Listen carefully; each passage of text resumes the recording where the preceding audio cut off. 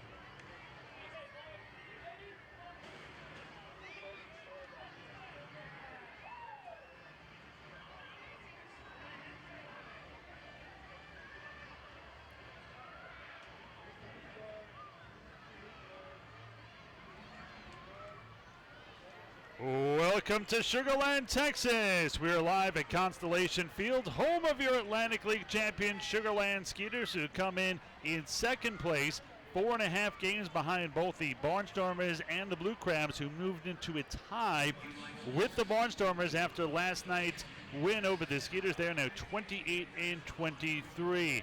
Skeeters will send out their right-hander, former big leaguer Brett Marshall, tied for the league lead in wins with a 5-2 record and a 5.18 ERA. He will face off against Craig Stem, who the Skeeters beat in game 1 of this series, who is 0-1 with an even 9 ERA. Today is game number 53 of the season, home game number 30. You can hear all the action, both home and road, all 140 games here on 1560 AM. Hi, I'm Ira Liebman, joined again by Brett Dolan for a very early morning contest, a little baseball and bagels, and I'm sure, Mr. Carve, you have geared up for this morning game since last night. Well, I've geared up, but I love the number of kids in the ballpark. I think they're going to bring a certain energy today for this early start, and right now the Skeeters grasping a little bit to find something they're going to give them a push after losing 4 straight, so maybe a bunch of kids screaming at the top of their lungs will help.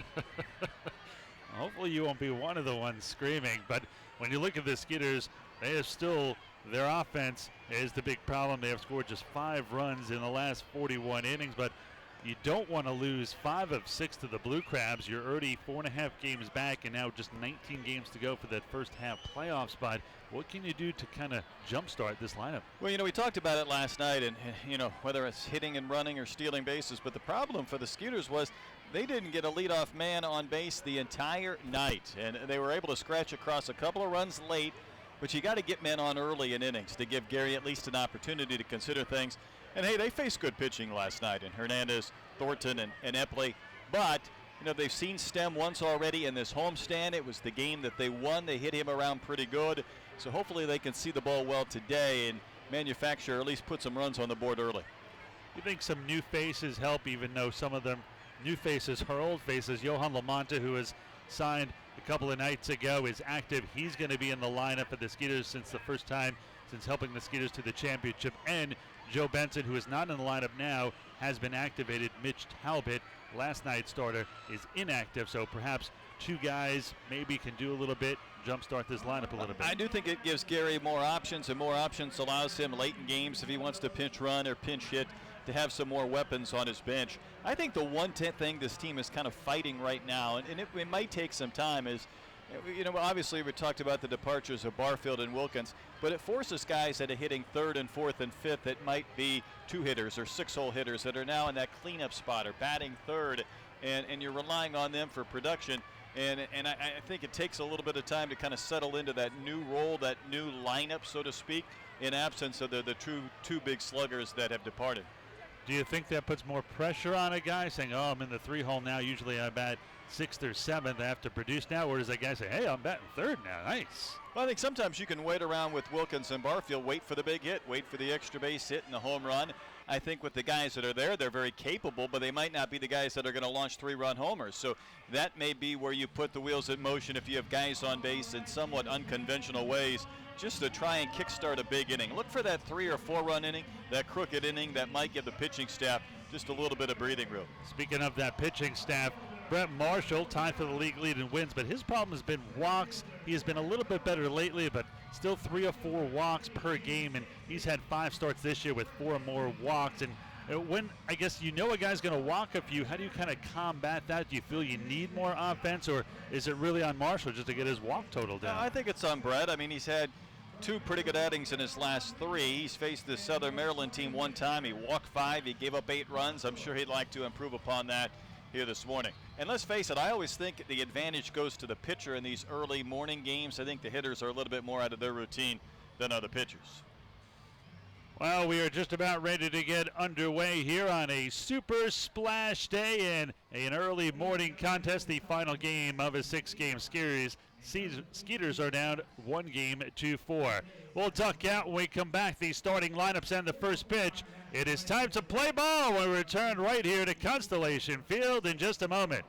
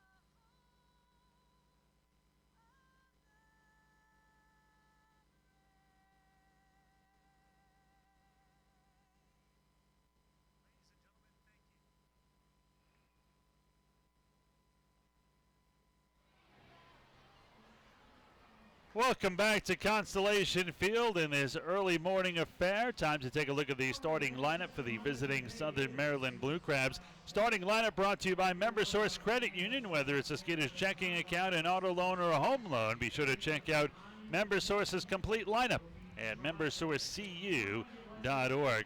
Leading off is the switch-hitting third baseman Jose Lozada. Batting second and at short is Edwin Garcia. Batting third, Zach Wilson will be the DH. At first, Michael Schneider, the cleanup hitter. Batting fifth, Corey Vaughn, will be in center. Devin Rodriguez in left, he'll bat sixth. Zach Cohn bats seventh, he'll be in right. Brian Bistain at second, batting eighth, and batting ninth, catcher Ryan Wiggins. So defensively for the Skeeters, Oliveira back in left field with Miller in center and Jansanti in right. That's been a pretty common alignment recently. Third to first around the diamond, it's Pounds, Aarons, Prince, and Scott, with a battery of Wilfredo Rodriguez and right-hander Brett Marshall. Well, Marshall comes in with a 5-2 record, a 5.18 ERA, tied with three other pitchers for 5 wins atop the Atlantic League.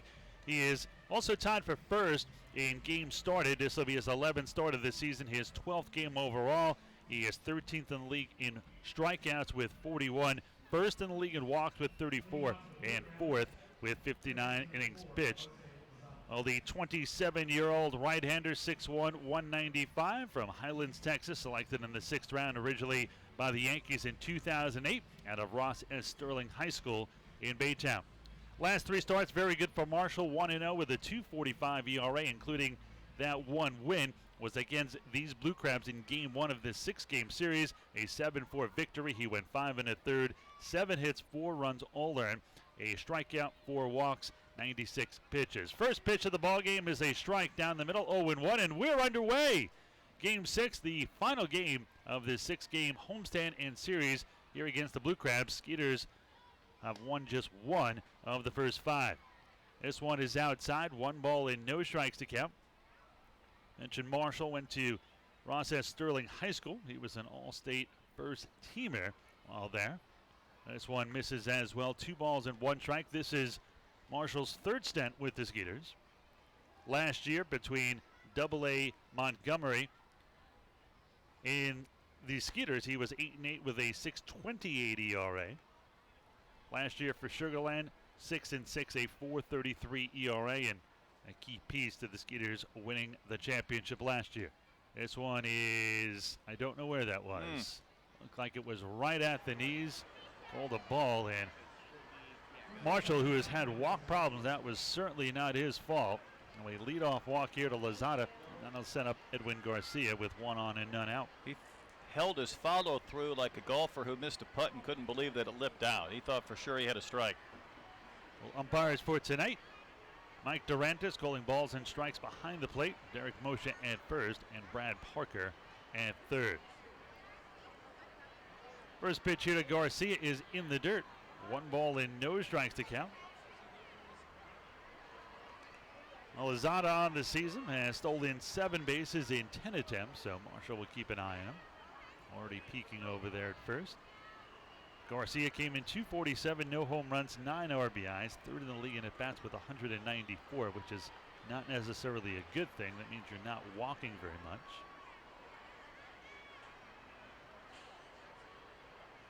Two balls and no strikes here on Lozada.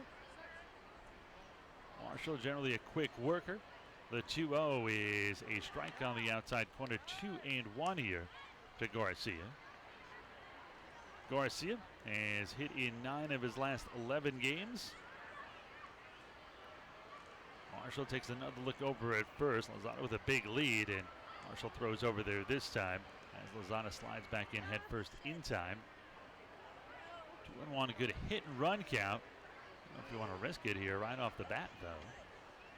No pun intended. Rodriguez wants it low, and another throw over to first. Getting back again is Lozada.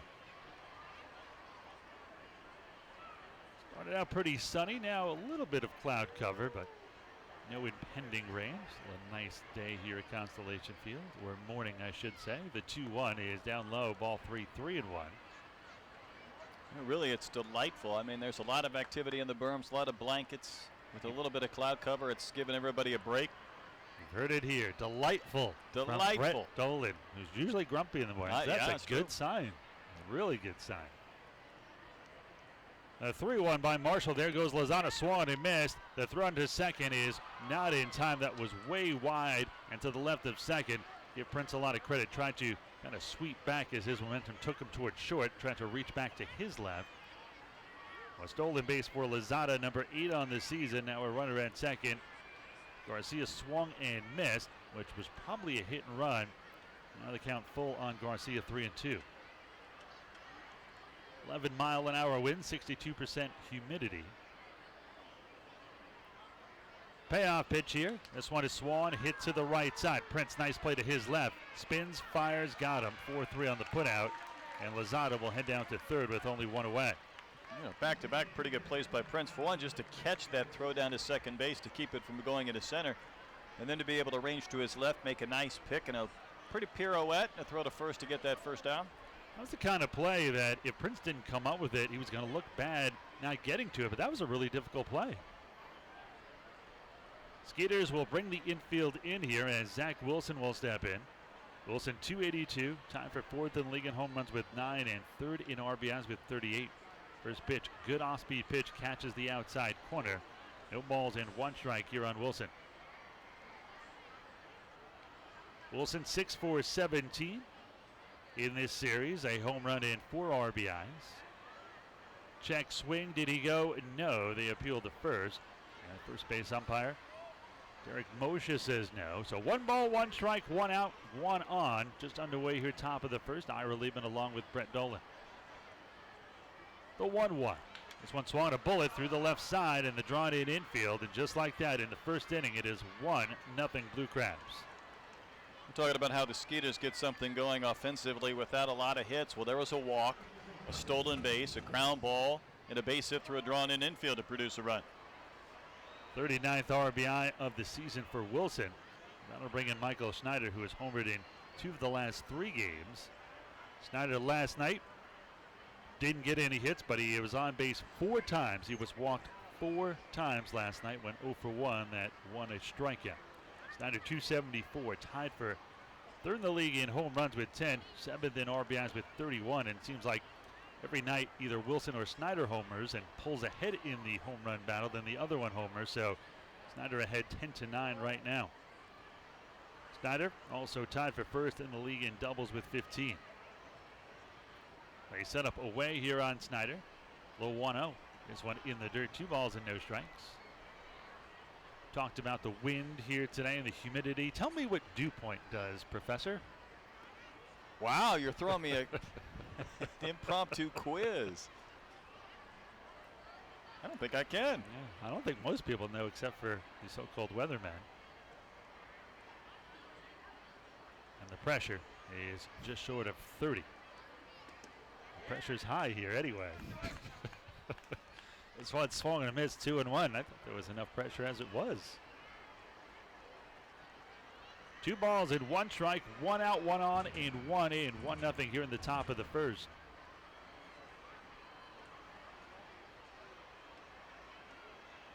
He set up low and away. This one swung on, popped up, shallow left field. Skeeter shortstop Kevin Aarons goes into short left near the left field line. And he'll bring it down for the 2nd out. Well, dew point is the atmospheric temperature varying according to pressure and humidity. Below that, water droplets begin to condense and dew can form. Now, for the listeners, that sounds really impressive, but I can see you reading that, so it's not quite as impressive to me. It just came to me. Yeah, it did it? Well, that's really impressive. Meteorologist Brett Dolan. But dew point temperature is never greater than air temperature because relative humidity cannot exceed 100%. So in technical terms, the dew point is the temperature at which water vapor in a sample of air at constant barometric pressure condenses into liquid water at the same rate by which it evaporates. Of course. Yeah. I mean, everybody knows that. We're trying to sound super intelligent. I mean, I could get any one of these kids up here. They could tell you the same thing verbatim. This one is low and away. Check swing. Did he go? No. 1-1 here on Corey Vaughn. 278, 4 home runs, 21 RBIs.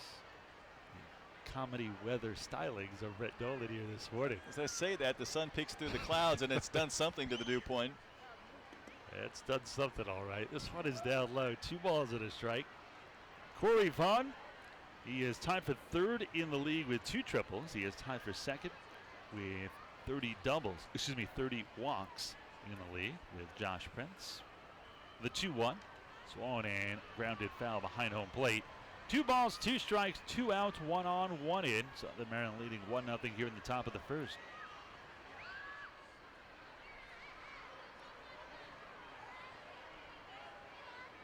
Marshall trying to get out of this with just the 1 run. Right now 22 pitches already in the first, only 10 of them for strikes, 12 for balls. This one is hit into left center field. Charging in is Oliveira, and he makes a nice running catch in from left center for the final out. But the Blue Crabs score first. They get 1 run on 1 hit, no errors, 1 man left on base. Blue Crabs 1, Skeeters coming to bat for the first time when we return.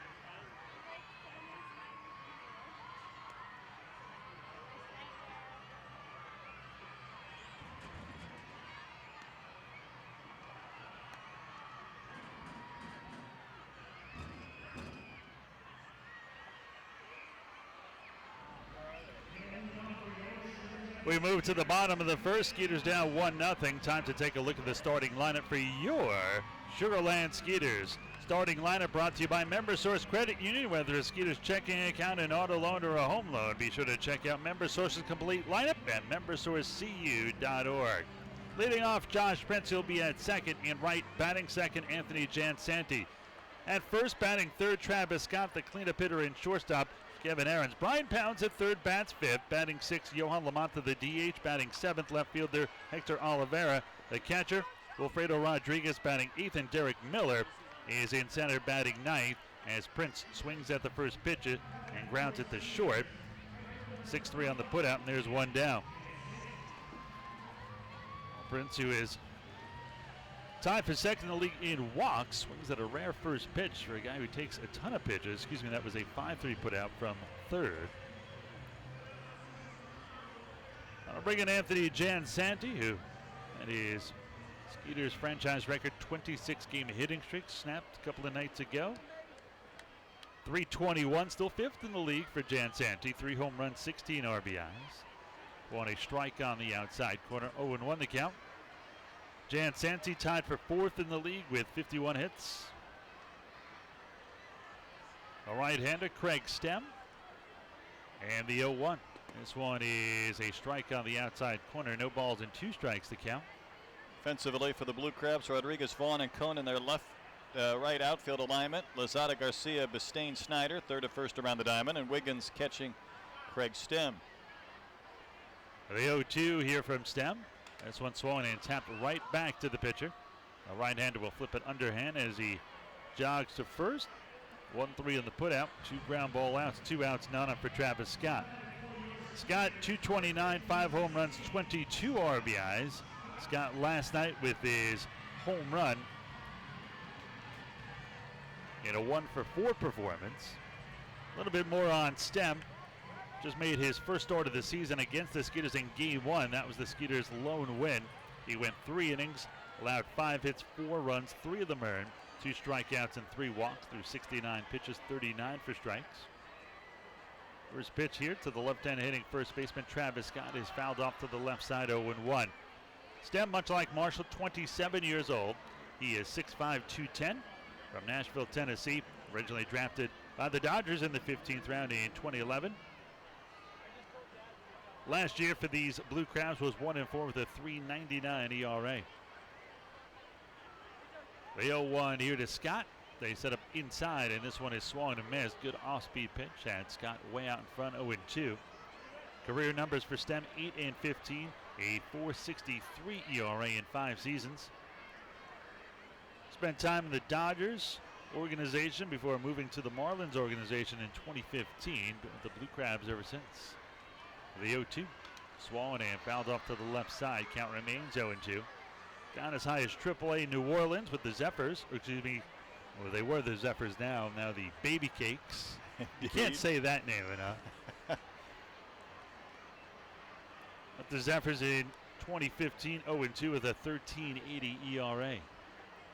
The 0-2, swung and a little number left side, and running it down is the third baseman, Jose Lozada, as he crosses over into foul territory and foul out to the third baseman, and the Skeeters go 1, 2, 3. Through 1 inning of play, Blue Crabs leading Sugarland 1-0.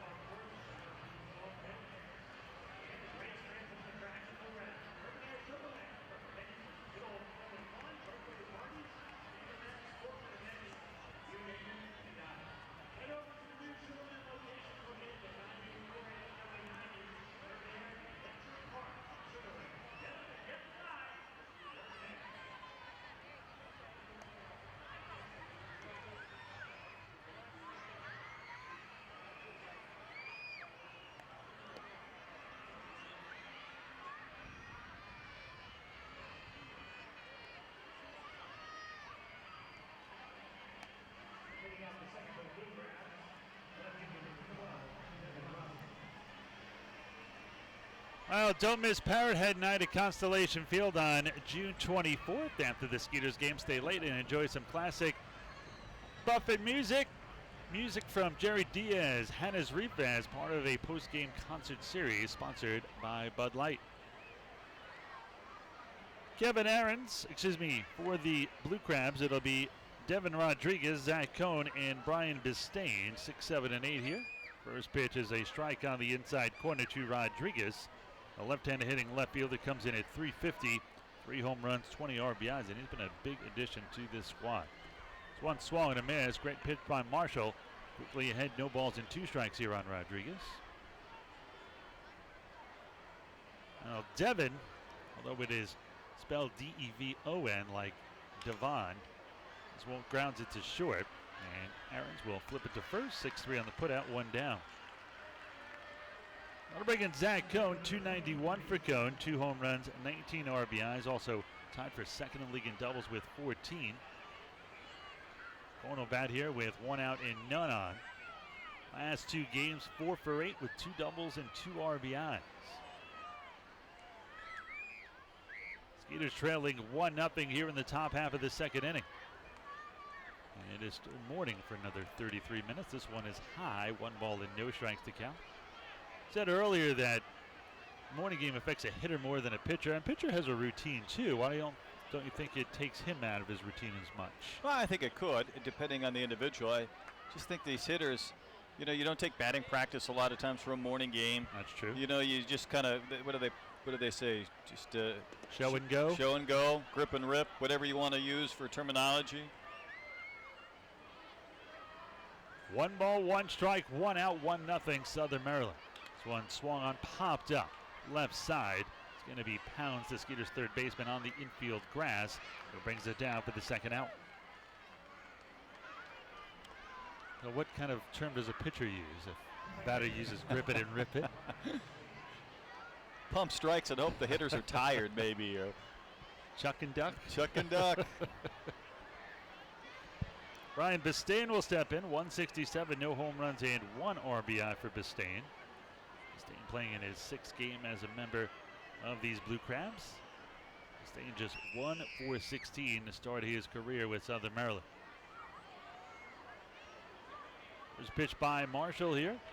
This one is a little bit high inside. Marshall now 30 pitches, 15 for strikes, 15 for balls. Marshall usually a quick worker. His pace pretty rapid here to start. The 1-0. Low and away, 2 balls and no strikes. Blowing in again from left center on this bright morning. The 2-0. This one is just off the outside corner. Wow, that looked pretty good. 3 balls and no strikes. Marshall with a chance for a 1-2-3 inning. That really hurt his cause there. 3-0. This one right down the middle for a strike, 3-1.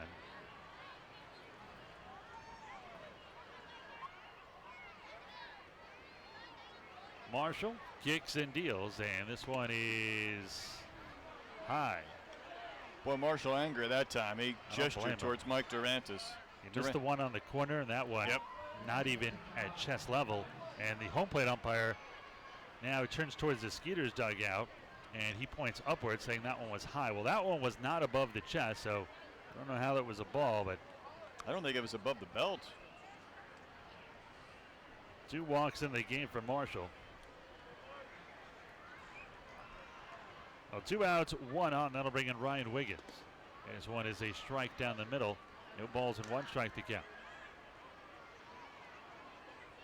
Skeeters trailing 1-0 here in the top of the 2nd inning.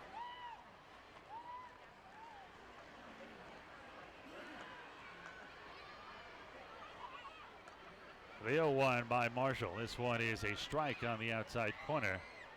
No balls and 2 strikes to count. Boy, he started with a couple of nasty breaking balls to the number 9 hitter Wiggins, who's probably saying, dude, it's not even noon yet. You've started me out with 2 of those. Marshall looking over at first. Bistain taking a big lead now over at first base. The throw to first, just getting back in. That was a monumental type lead. Let's see if he can keep Bistain close here. Bistain 3 steals in 4 attempts. The 0-2 by Marshall. This one a little bit high and outside.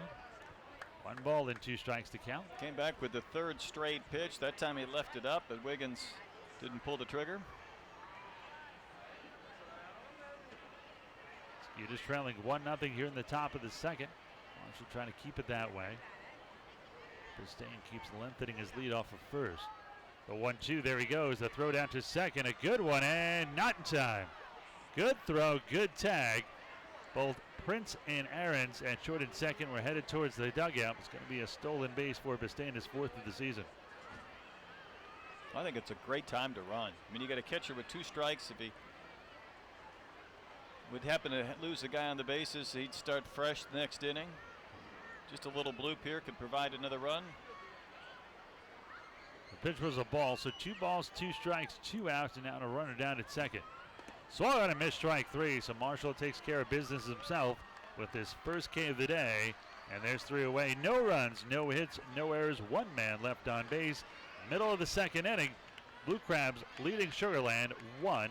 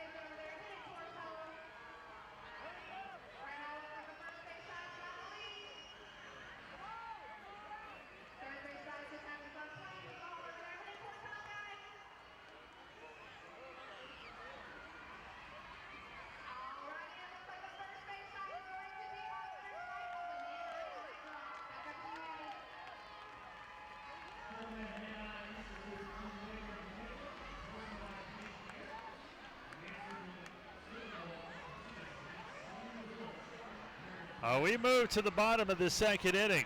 Skeeters down 1-0 here. After going 1-2-3 in the first, they will send up the meat of the order 4, 5, and 6. Kevin Aarons, Brian Pounds, and Johan Lamanta. Aarons 290, 5 home runs and 30 RBIs. Also tied for second in the league with 14 doubles. In steps the Skeeters right-handed hitting shortstop. First pitch by Stem. This one clubbed out to left field, and reaching up for it, Rodriguez, as Devin Rodriguez tracks that liner down for out number 1. Nice play by the left fielder. Yeah, he got a good break on that ball off the bat. I thought Aarons might have another extra base hit, but a quick out instead. A 1 out and none out for Brian Pounds.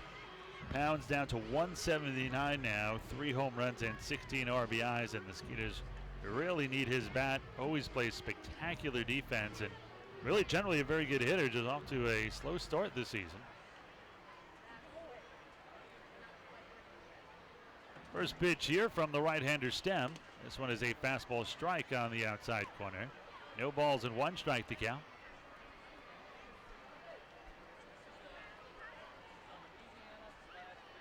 Stem a fairly quick worker, much like Marshall.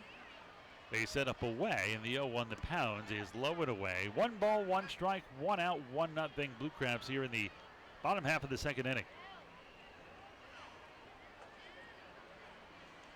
And Stem ready to deliver. He's just waiting on Pounds each time. This one is low and away. Pounds trying to slow down Stem a little bit.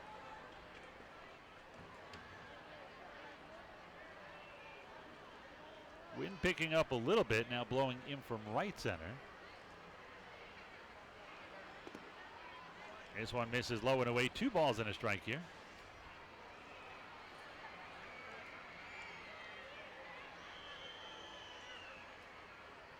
A little more cloud cover now. It's almost like there's a dome closing. The 2-1, this one punched into right center field. That one will fall in and split the gap and roll to the wall. Around first, heading for second is Pounds, and he's going to try for third. And he's going to make it a stand-up triple for Brian Pounds. The former U of H product gets the Skeeters started here with a runner at third and only 1 away. Well, hit that ball well to right field. I don't know if Cone anticipated how hard that ball was hit, because this angle wasn't the greatest. And once he wasn't able to get to the baseball, he had to turn and make a beeline to the bullpen gate, and there was no doubt that was going to be 3. Johan Lamanta just signed a few days ago, playing in his first game for the Skeeters since playing September 21st in his lone at bat in the playoffs in the championship series. That was the one the Skeeters won 10-9 against the Revs. This one is sky to left field. Let's see if this is deep enough. It should be. The left fielder Rodriguez will grab it, and he'll throw it in, but scoring easily is Pounds, and the Skeeters have tied it at 1. Big smile on the face of Lamanta. It's been a long time since he stepped in the batter's box. 1 pitch, he gets an RBI. Showing and how it's done. Hector Oliveira will step in. 2 Cuban players heading back to back here. Lamanta played for the Industrialis in Cuba. Oliveira steps in here. And first pitch to him is low and away. 1 ball in, no strikes to Hector.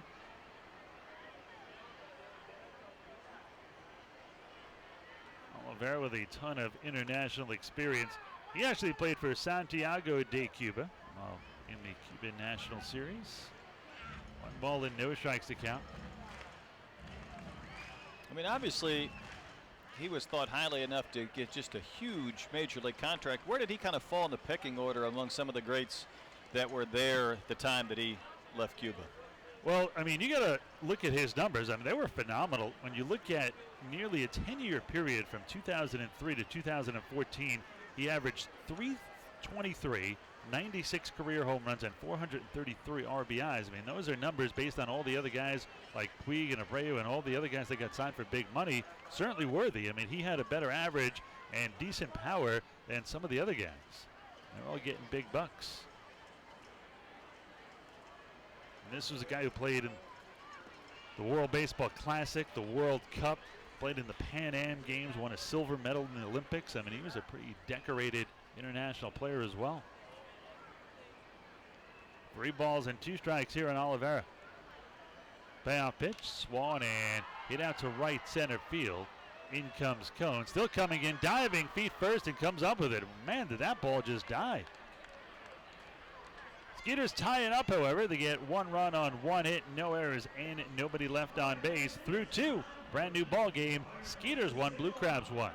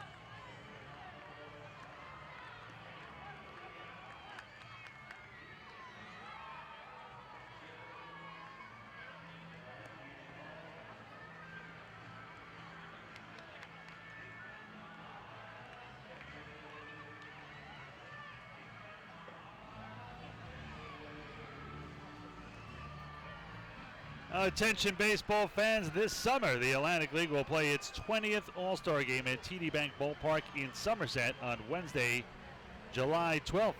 Join the Sugar Land Skeeters All-Stars and enjoy a perfect summer night at the ballpark and catch the league's brightest stars compete in a home run derby and the Mid-Summer Classic. Be a Revolutionary War theme as well, giveaways, collectibles, and more. A brand new ball game at 1 apiece. Brett Marshall has new life. He will pitch to the top of the order here in the top of the 3rd. 1, 2, and 3, Jose Lozada, Edwin Garcia, and Zach Wilson. First pitch to the switch hitting Lozada, batting here from the left side, is swung and a miss, 0-1. Lozada walked, stole a base, and scored the lone run of the game for the Blue Crabs. Led 1-0. The Skeeters just counted in the bottom of the 2nd with a run of their own, hence the 1-1 tie. No balls and 2 strikes here to Lozada, who came in at 217 with a home run and 8 RBIs. The 0-2 in the dirt, 1 ball and 2 strikes to count.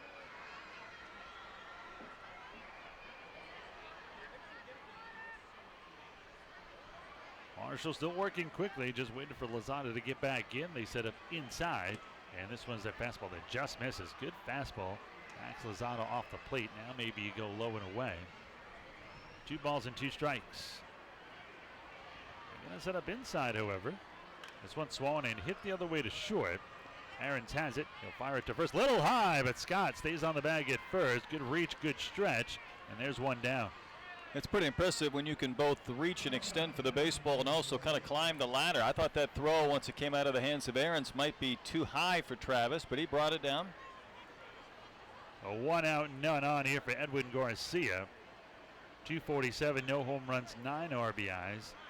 Remember when Manny Ramirez and Ortiz were in their prime, batting back-to-back. I always thought it was so key to make sure you retired Ramirez so you can have Ortiz leading off and split them up. And Wilson and Snyder have been killing the Skeeters in this series.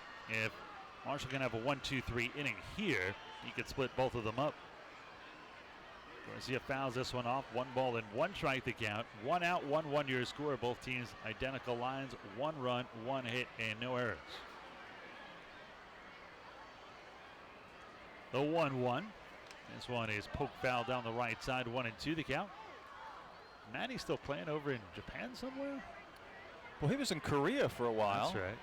Maybe he and Dennis Rodman can get together and have a conversation. But different Koreas. However, I don't know if Manny is still going after it or if he's officially shut it down. The 1-2. Poked foul down the right side. Count remains 1 ball and 2 strikes.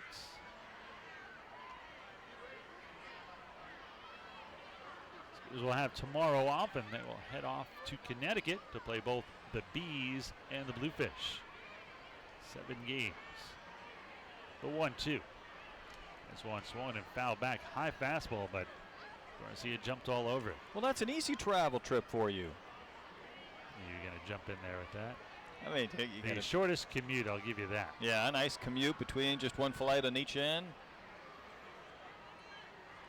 The 1-2 here from Marshall. He kicks, fires this one way inside, and that's going to hit Garcia in the back. Be the third base runner without a hit. 2 walks now, a hit by pitch, and with 1 on and 1 out, Zach Wilson will step in, and now Marshall will most likely have to pitch to both the 3 and 4 hitters in Wilson and Snyder. Yeah, Marshall really didn't want to do that one. For one, he had Garcia down to the count 1-2. Another, he got him with a breaking ball, so didn't even get the full effect, so to speak, but kind of let him off the hook after he worked to get ahead. In steps Wilson. Talked about the Skeeters injury problems. Blue Crabs have had some of their own. Wilson actually missed some time with a leg injury earlier, and Gary Brown, who injured his back, was a huge catalyst for this team at the top spot. Looks like he may be out for the year. The Skeeters got some good news today. Activated was Joe Benson after getting hit in the head by a pitch on the road. The 0-1. This one swung on, popped up. Shallow right field. Going out is Prince. Jan Santi coming in, and it's going to be Prince to bring it down for out number 2. Was there a concussion issue for Benson or a precaution? Yep, there was. He got hit in the head and suffered some dizzy spells afterwards, so had to be careful. Stayed in the rest of the game, give him credit. That's a tough part. I mean, I think guys sometimes get their bell rung, so to speak, and they're used to playing through discomfort or pain, but they don't realize how bad it is until after the fact, and that's when it gets a little frightening. Yeah, some adrenaline kind of keeps you going. Yeah. I heard the crack from up where I was sitting in Lancaster, and it sounded pretty bad, and Benson got up pretty quickly. This one hit through the left side, a little bit of a shift there, but it didn't work. I'm not laughing at the result, I'm laughing at Marshall. He turned around and he said, that's a ground ball to short, and he looked at his shortstop Aarons, who was deep in the hole, and Prince was up the middle. The ball went right where a shortstop would normally play, and he was frustrated. Did not get that out, or what would have ended the inning. 2 on and 2 out now for Corey Vaughn. You hate to give this run right back. Vaughn 278, 4 home runs, 21 RBIs. Flat out to left his first time up. He's 0 for 1. Tied for second in the league in games played with 50, so he's very durable. First pitch here is a strike on the outside corner. No balls and 1 strike to count here to Vaughn. Marshall pitch count really escalating here. Closing in on it. Actually, his next pitch here will be pitch number 55 here in the third. This one swung and missed. Great off-speed pitch. No balls and 2 strikes to count here.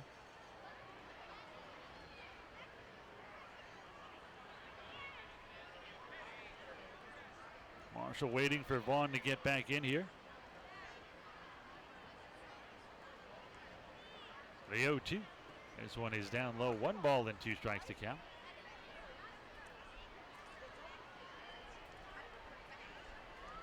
Your score here in the top of the third. What about his dad, former big leaguer Greg Vaughn? Now 51 years old. It's hard to believe as this one is hit into right field. Jan Santi going towards the line, still going towards the line, and he drops it. And just the way things are going for the Skeeters right now, a run is going to score, and it is 2-1 Blue Crabs. Would have been the third out. I was watching Jan Santi, and a couple of times I didn't know if he didn't see the ball or he thought he was going to get there, didn't realize that the winds were going to push it away, and because I thought that required a sprint to the line, and he did get there. Ball just popped in his glove and dropped out. On top of the run scoring, Snyder goes all the way to third, and now Marshall is going to have to still get another out here. So you had the ground ball where the shortstop wasn't playing, could have ended the inning, and then a fly ball to shallow right that hit the glove of Jansanti and popped away. It reminds you last night of the run that ended up winning the game. It was a double that was lost in the lights and dropped. This one hit to the right side. Prince has it. This should do it. So only one extra pitch, but it does cost Marshall a run. One run, one hit, one big error, and two men left on base. Middle of the third. It is now the Blue Crabs in front, 2-1.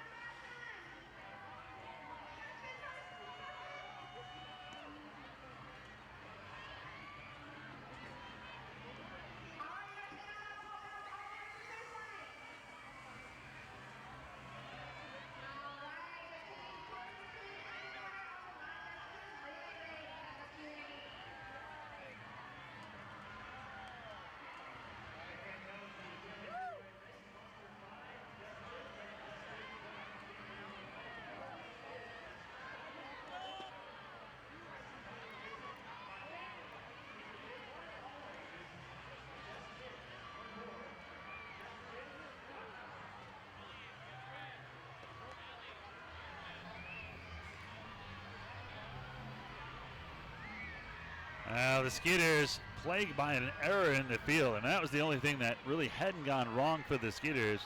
They had not committed an error in 3 games.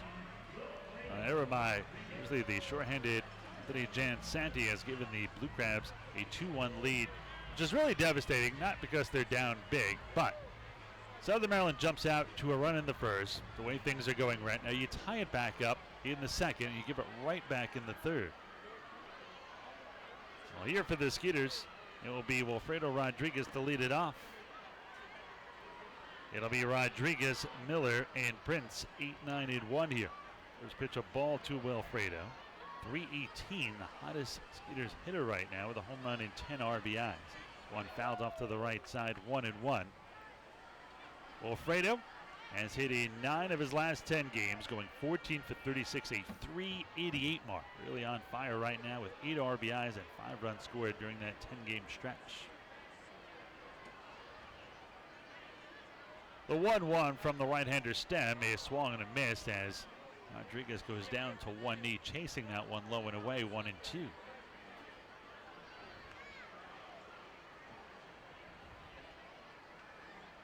A wind which usually blows in from left center, blowing hard in from right center right now.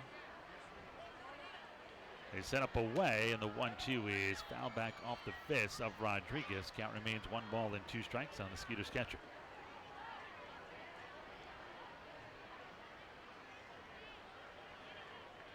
Two runs on 2 hits for the Blue Crabs, 1 run on 1 hit. Skeeters have made that one error I spoke of. Blue Crabs have not. The 1-2. This one in the dirt. 2 balls and 2 strikes.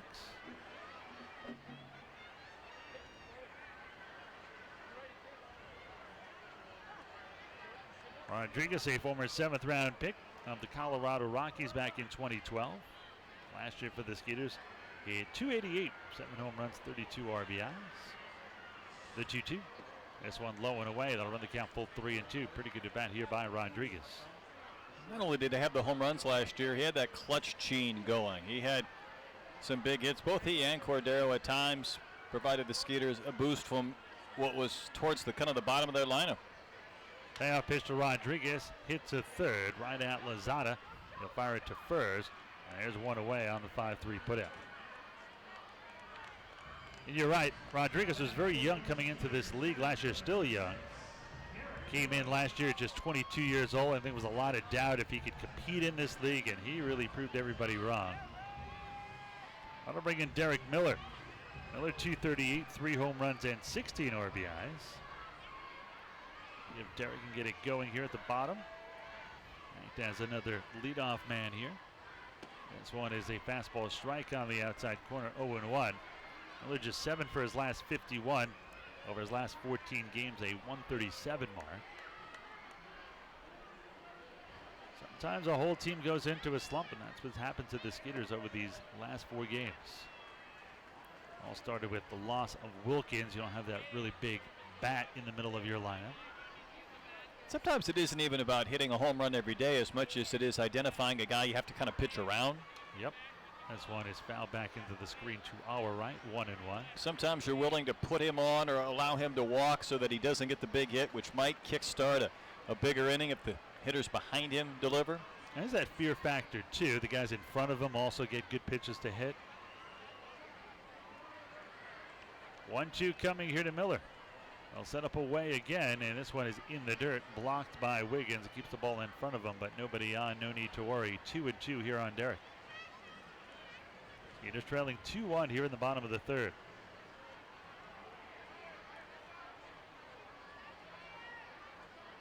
Stem looks in for the sign from Wiggins. Let's see where the catcher sets up. He's going to set up outside again, and the 2-2. Swung a hit high in the air to left field. This one has a chance going back to the track, to the wall, and he got it all as Derek Miller has tied it at 2-2 with his 4th home run of the season.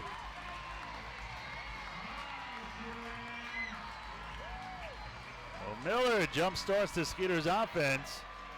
Home run number 4, RBI number 17.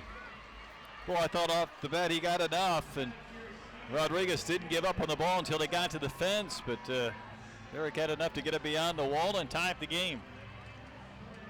Miller, who only had 3 career home runs coming into this season, now has 4 here this season alone. Back to the top of the order now with Josh Prince, who takes it low for a ball, 1 ball and no strikes to count. It's not like he's hitting cheapies either. He's making great contact on the long ball. Prince 0 for 1, grounded out the third his first time up. This one misses a little low and in.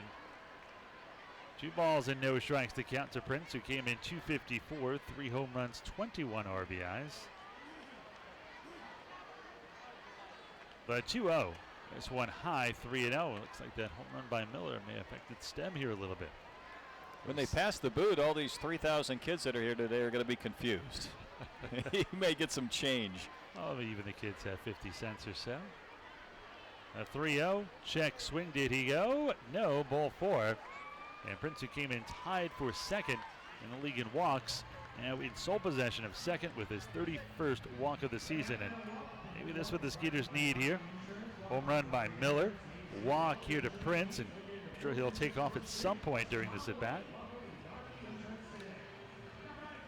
First free pass issued here by Stem.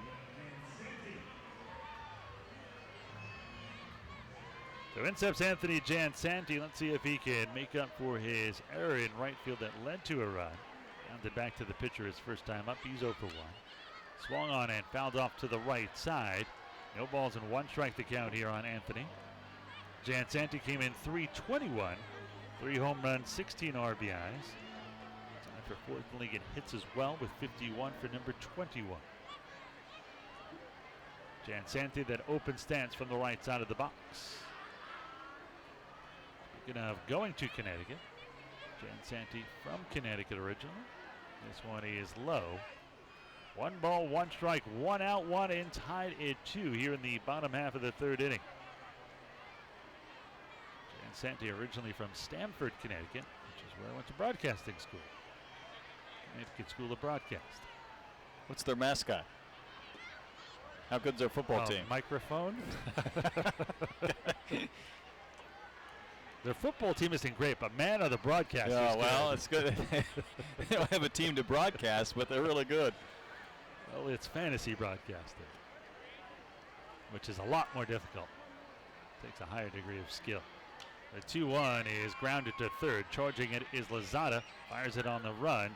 That'll be the second out, 5-3 on the put out, but Prince goes down to second. That'll bring in Travis Scott.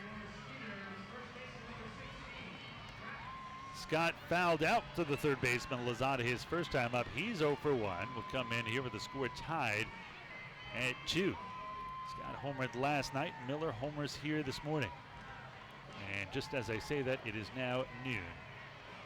That was good timing.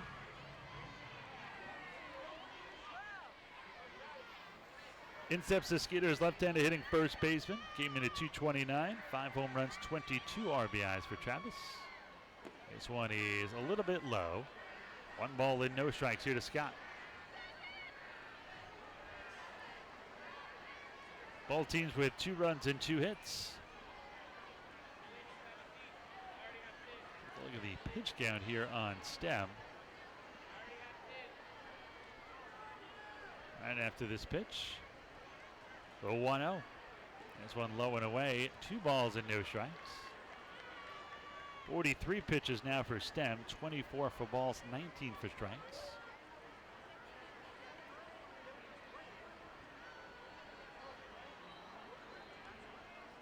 Stem, the right-hander from the stretch. They set up away here on Scott. The 2-0 is fouled off left side. That'll make the seats to a bunch of screaming kids. All in orange, the whole left side right behind the Blue Crabs dugout. Might be able to help on some of the construction on Highway 6 later. Put them to work early. Right. Give them some discipline. Is that your theory? The Parent of the Year award is coming any day now. The drivers won't miss them. That's true. The 2-1. This one is a little bit low. 3-1 on Scott, who is a very good 3-1 hitter.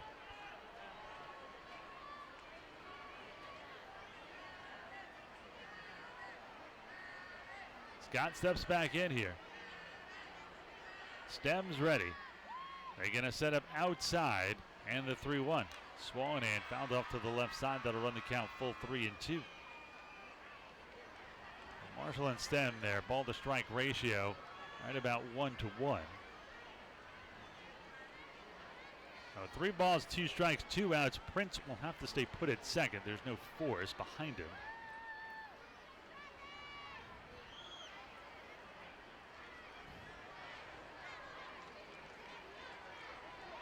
A long look in here. Now he's ready, as is Scott. The payoff pitch is just a little low and away for ball 4. A good eye by Scott. Second walk of the game, second walk of the inning for Stem, as this continues here for the Skeeters. Well, that didn't miss by much either. No, it did not. So in steps the cleanup hitter Kevin Aarons. Line sharply into left field his first time up. As Brett said, looked like he had himself a single, maybe even a double, but it's played by Devin Rodriguez in left. Cut the gap quickly, got a great jump. So 1 in, 1 on. 2-2 your score here in the bottom of the third. Aarons came in at 290 with 5 home runs and 30 RBIs. First pitch by Stem. Fastball high and outside. 1 ball and no strikes. Fastball 86 miles an hour from Stem. Aarons that open stance from the right side. Very little bend in the knees, a fairly straight up stance. The 1-0 is served into left center field again, but this time it's going to be the center fielder Vaughn who tracks it down for the final out. But the Skeeters tie it up. They get 1 run on the big home run by Derek Miller, his 4th of the year. A third of the way through, end of the third inning. We're tied up at 2-2.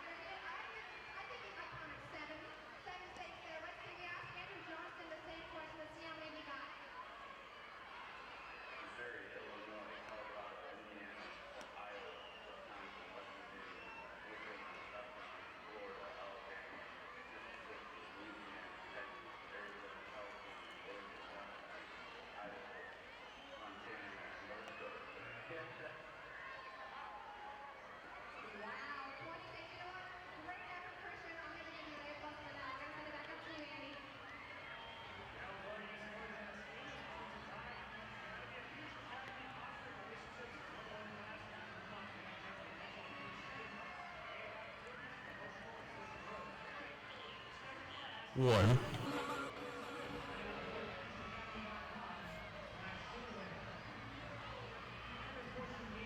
Well, we move to the top of the fourth. A brand new game thanks to a Derek Miller home run. And to keep this one rolling, it's Brett Dolan. Brett. Is it that time already? It is that time. Sorry to wake you. You did kind of rouse me. That's why I went for the Coca-Cola last half inning. Are you a coffee guy? I am not. I'm not either, so I go straight for the caffeine with the soda. You know, I set the alarm under the desk where you like George Costanza just to make sure That's you're still right. going. Here's Zach Cohn. He's bright-eyed and bushy-tailed today, and he fouls one back and out of play. Pop to third. His only time into Pounds. Skeeters would really love to get a win today, and that's, of course, probably what they say every single game. But having lost 4 of 5 in the 6-game series at homestand, certainly like to finish this one off with a W. There's a swing and a foul back to the screen. Quietly, Southern Maryland has moved into a first-place tie in the Freedom Division with the Barnstormers. Skeeters 4.5 back. Next one to Cone is letter high, Blue Crabs high in his jersey and missing. You're a well-traveled man. I spoke to Andy about this the other day. Cone here is from Stone Mountain, Georgia. Have you ever seen the Stone Mountain, which is supposed to be 4 times the size of Mount Rushmore? It's got carvings on the side as well. I have, not up close, but I've seen it. There's a breaking ball for strike 3 called, and Cone will go down looking. Ever been to Mount Rushmore? Yes, it's been a long, long time. You know, it's one of those things like the Field of Dreams in Iowa where you just can't pop in and see it because it's kind of so far in the middle of nowhere at Mount Rushmore. But you have to make a special effort to get there. But I don't know, it's probably been 30 years since I've seen it. I think we did that in Yellowstone Park on the same journey. One of the few things I haven't done in this country anyway. Here's Mustaine. He takes one down and out. I got a feeling if you went after a season once in early October when it's a little cool and fall's in full flavor, it'd be a nice time to go. Breaking ball from Marshall in for a strike. Is that a drivable trip? That's a great question. You know, Rapid City, I think, is probably where you'd fly into.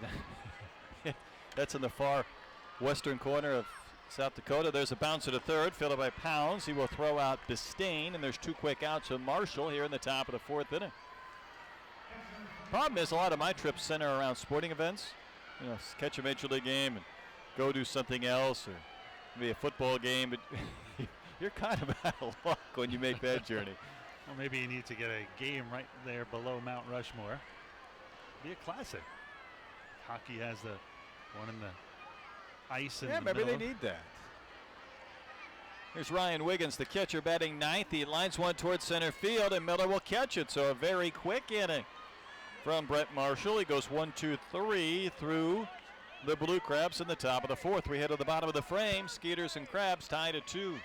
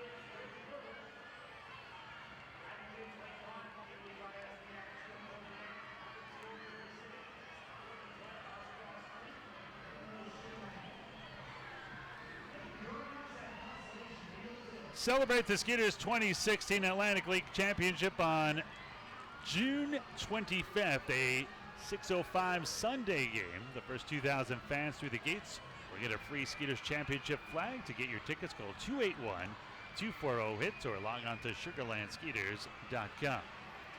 2 runs on 2 hits for both teams as this game heads into the bottom of the 4th inning. Skeeters will have Pounds, Lamonta, and Oliveira. During this 4-game losing streak, the Skeeters have not scored more than 2 runs in a game. So they've scored 2 today, but they'd love to tack on right here against Craig Stem.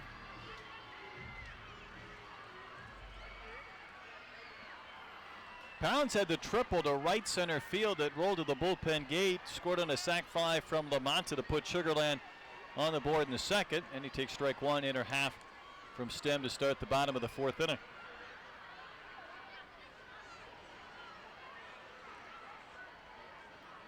Stem works from the stretch, even with nobody on base, and he misses down and in. Skeeters got to him when he made his first start of the year in the first game of this long series, giving up 5 hits and 4 runs in 3 innings. This next one came so far in, it nearly hit Pounds on the kneecap. 2 balls and a strike. You talk about scoring a lot of runs, though, and that's something the Skeeters haven't done lately. The 2-1 pitch, chopped foul past Gary Gaetti, wide to third base. So yesterday in the big leagues, the Cubs go out, they score 14 runs. Anthony Rizzo was batting leadoff for some reason. He homered. 14-run game, and it wasn't even close to the most runs scored by a big league team yesterday. And this requires some explanation. Somebody scored 20? The Minnesota Twins yesterday scored 20 runs against the Mariners. 28 hits too, right? 28 hits. The Vikings have a lot of games where they don't score 20 points. As Pounds takes one inside. It's because they lost their quarterback for the season, Teddy Bridgewater. It didn't help. Eddie Rosario, I mean, raise your hand if Eddie Rosario walked to the booth if you'd recognize him in full uniform. He had 3 home runs in the game. Here's a payoff pitch, a roller to short. Charging is Garcia. He kind of took that ball off to the side, but he made the play. Throws out Pounds for out number 1. It was a franchise record with those 28 hits, as you could imagine. The Twins batted around in 2 different innings in the game. So what a day for them at Target Field. It's a messy scoreboard. Had to be. That scorebook had to be one of those where either you frame it or you burn it. I'm not sure which. Twins are kind of surprising everybody. They had 2 different 7-run innings. Here's Lamonte. He's seen 2 pitches. He has a sac fly, and this time he'll line to center, and that ball will be caught for out number 2. You're right, the Twins, I mean, your Yankees have been a surprise, even though they have great young talent, but the way they've kind of distanced themselves in the East. But the Twins have to be a huge surprise in first place in the Central over teams like Cleveland and Detroit. If it wasn't for the Rockies, I think they'd probably be the biggest surprise. I was going to ask you that. Out of the Yankees, the Brewers, who are in first place. Here's Oliveira, and he lines one to first. It was caught by Schneider. We'll continue this next inning. That's a quick 4th. 3 up, 3 down on both sides. We go to the 5th inning. It's a 2-2 game, Skeeters and Blue Crabs.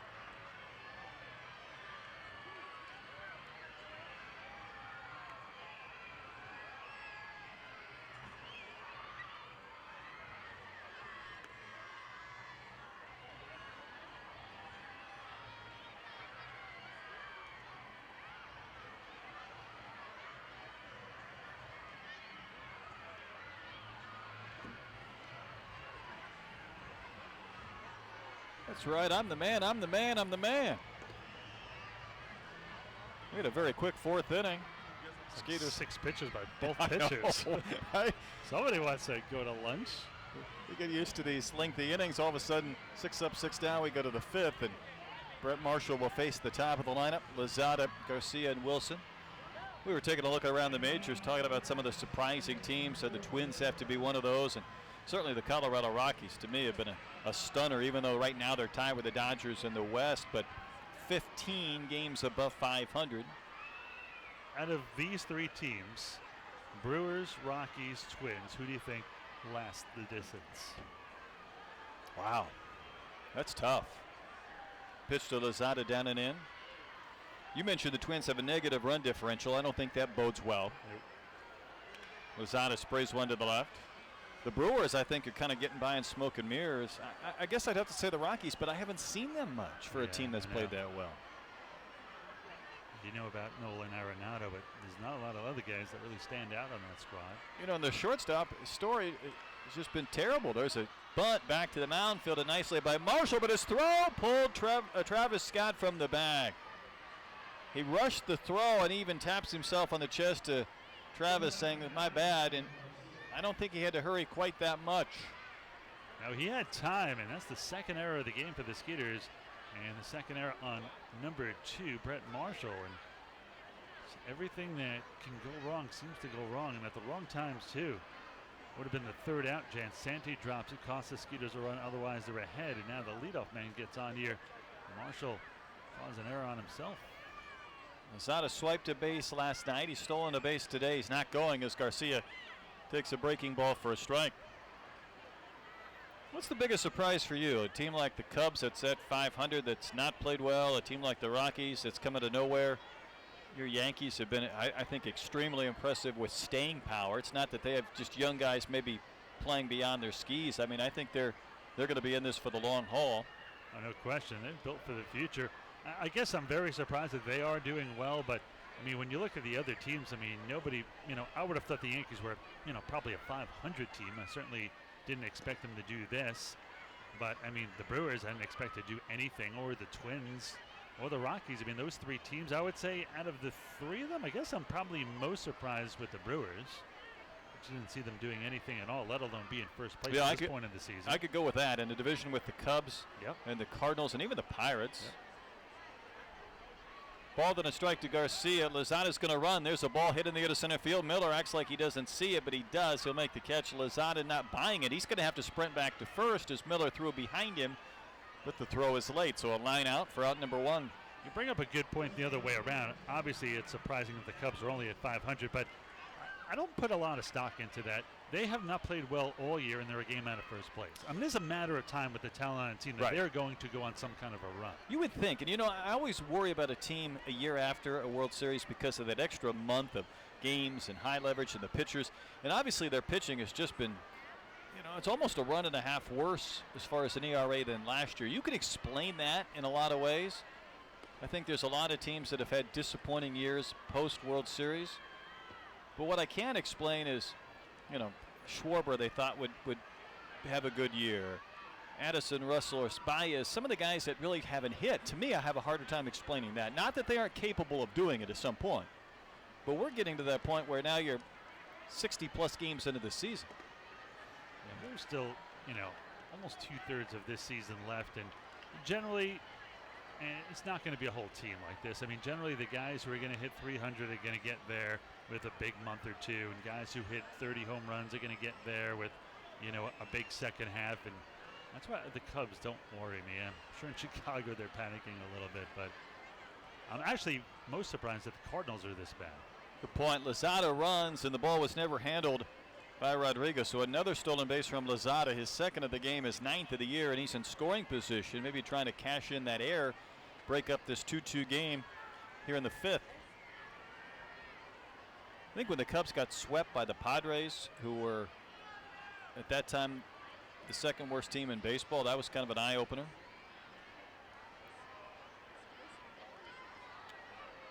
Earlier this year, I was on a sports talk show, and we were talking about kind of the Astros' place in this bigger sphere of baseball as Wilson takes one outside. And at the time I thought they were pretty good. I thought they'd really beat up on their division, which they have until this recent stretch where they lost a series to the Angels and now lost a series to the Rangers.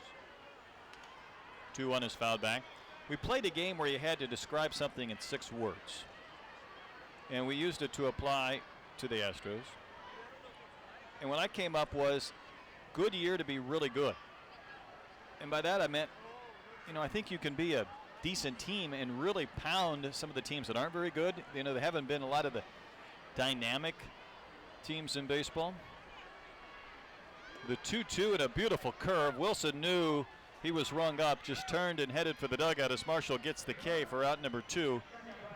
Third strikeout from Brett. I really like Cleveland and Boston coming in, and I think both are showing signs. Cleveland only a game above 500. Boston will be in this weekend for a great series Sunday night game at Minute Maid, but I'm curious to see, even without David Ortiz and now with David Price back, if that's a team that can do something. See, I don't like the Red Sox because in their history, they've never made the playoffs 2 years in a row. And they've got too many starting pitching problems. I mean, most of it has to do with injuries. I mean, you didn't expect Price to be on the shelf this long. And I just don't see them in it for the long haul. Michael Schneider takes one high for a ball. Toronto somehow has fought their way back to just 2 games below 500. They're still in dead last. And they've been a disappointment considering how bad they started. Texas finally got back to 500. That was a playoff team last year. Swinging a foul back. The Mariners thought they were a wild card team. They're below 500. Baltimore was another team in the postseason last year. They're below 500. Tigers 3 games below. So, there have been a lot of teams that have just been treading water through the first third, I guess you'd say, of the season. I said I like the Cubs to rebound. The Indians are very surprising to me. To me, they have the same team, and they had Eduardo Encarnacion, right. And to me, that was kind of a missing piece. Marshall throws one into center field past Prince, and that's going to give Lozada a free base. That's going to be the second error on Marshall of the inning. I think a good throw would have had Lozada, but Prince wasn't quite there, and he got tangled up a bit with the runner. And now with 2 outs, there's a runner 90 feet away, and Marshall angrily slams down the rosin bag on the back of the mound. It is not going well. Just tied it up for him. Lozada reach on an error to get there, then he steals a base, now reaches third on another error by Marshall. Talk about, there's a wave and a miss by Schneider. Control being an issue for Marshall. He hasn't walked a batter since the second, but he's had 2 errant throws on runners this inning. While we're at it, another surprise for me has to be Arizona. I didn't think they'd be 14, 15 games above 500. That's also true. Swinging a foul back by Schneider. It's a crazy division because you would think the Dodgers would be running away with that division, but they are not. And the Dodgers are 15 games over 500, and they're tied with the Rockies for first, and the D-backs are a half game back. How much fun has it been to watch Bellinger, though, with the Dodgers? Unbelievable. I mean, he's doing Aaron Judge is doing it in the National You're right. League. And he's only been up since April 25th. Yeah, he hasn't had the full season.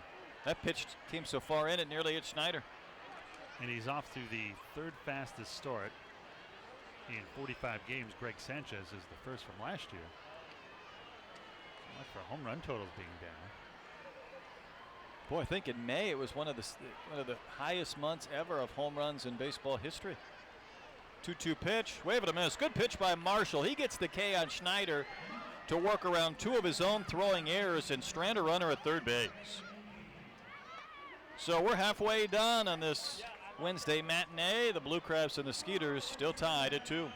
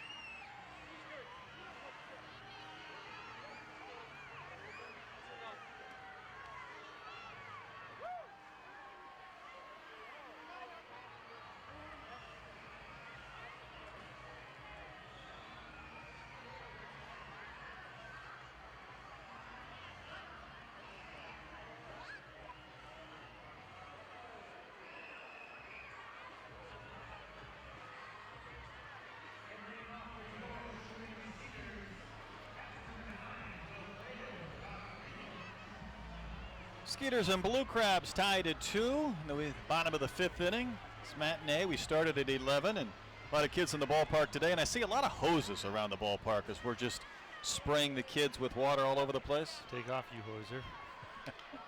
Wilfredo Rodriguez hits one high and foul down the right field side. What do you got against hoses? Splash day, super splash day. We're wearing this section out. The kids in the orange to our left there. We got some above there that were coming down from the right before. All over. Reminds me when I was a youth going to what was back called in the 20s? Yeah, what was called Royal Stadium then, as Wilfredo takes one down and in. You know, that was back when they had the turf. And I mean, during the summer, the steam would start to rise, right? Yeah. I mean, it'd be 115, 116 off the turf. The bullpen was out there in right field as Wilfredo takes a pitch from Stem outside. And the late great Dan Quisenberry, kind of a prankster, would grab the hose and the fans would line up along the railing, and he would just show that on This Week in Baseball. He'd spray them all down, and they just run to the corner of the railing just to get doused. Soft liner right to first, so Snyder catches everything. He caught the liner from Oliveira to end the 4th and catches the liner from Wilfredo to begin the bottom of the 5th. Stem is now retired 5 in a row. Here's Derek Miller. He homered in the 3rd inning out there near the carousel in left center that tied this game up at 2. His 4th home run of the season.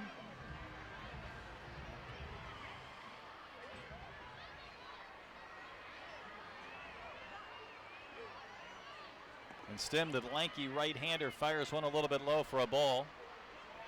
Each team 2 hits in the game. The Skeeters have made 3 errors. It's cost them only 1 run, but that run, difference between them having a lead and being tied.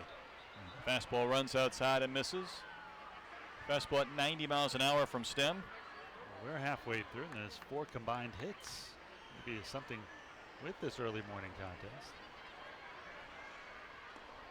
Good pitch over at the knees for a called strike. These morning contests really do throw you off. Even though I knew this was 9 innings today, it just felt like it was going to be 7. That's right. The last time there was a day-night doubleheader, played a couple of 7-inning games. Yep. Had a hard time getting through those. There's a swing and a foul back to the screen from Miller. Weather has cooperated today, and in fact, it's really been gorgeous. We could have had obscene heat. Instead, it's kind of a pleasant day. For a June afternoon game, no complaints. Here's the 2-2.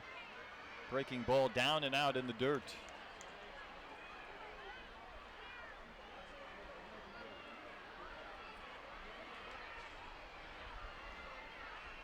Skeeters, though, have played below 500 at home on the year, 13-16, in part because of losing 4 straight to the Blue Crabs. Breaking ball runs inside, and Stem kind of kicks at the dirt in frustration. He missed. He walked Miller with 1 gone in the 5th. Miller on it first with that speed. He is 9-0 in stolen base attempts. Max is that second leadoff hitter. And we're going to visit the mound here. Wiggins, the catcher, will head out towards the mound, as well as the pitching coach, James Frisbee.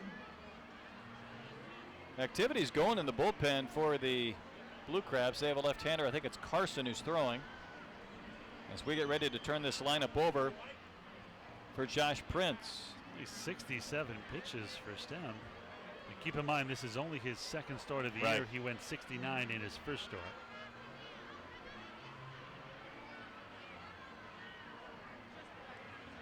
I want to remind you, on Saturday, July 15th at 6:05, the first 2,000 fans will receive a free Craig Biggio Hall of Fame bobblehead, courtesy of Sanders, Morris, and Harris.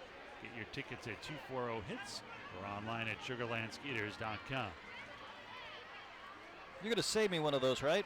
Well, it depends if you're good. Well, I hate to have it rely on that.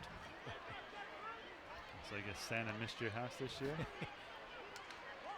Prince swings and drives one in the gap to right center field. It'll drop for a base hit. Cut off quickly by Cone, who plays it back in, and Miller advances 90 feet to second. So first and second, 1 gone.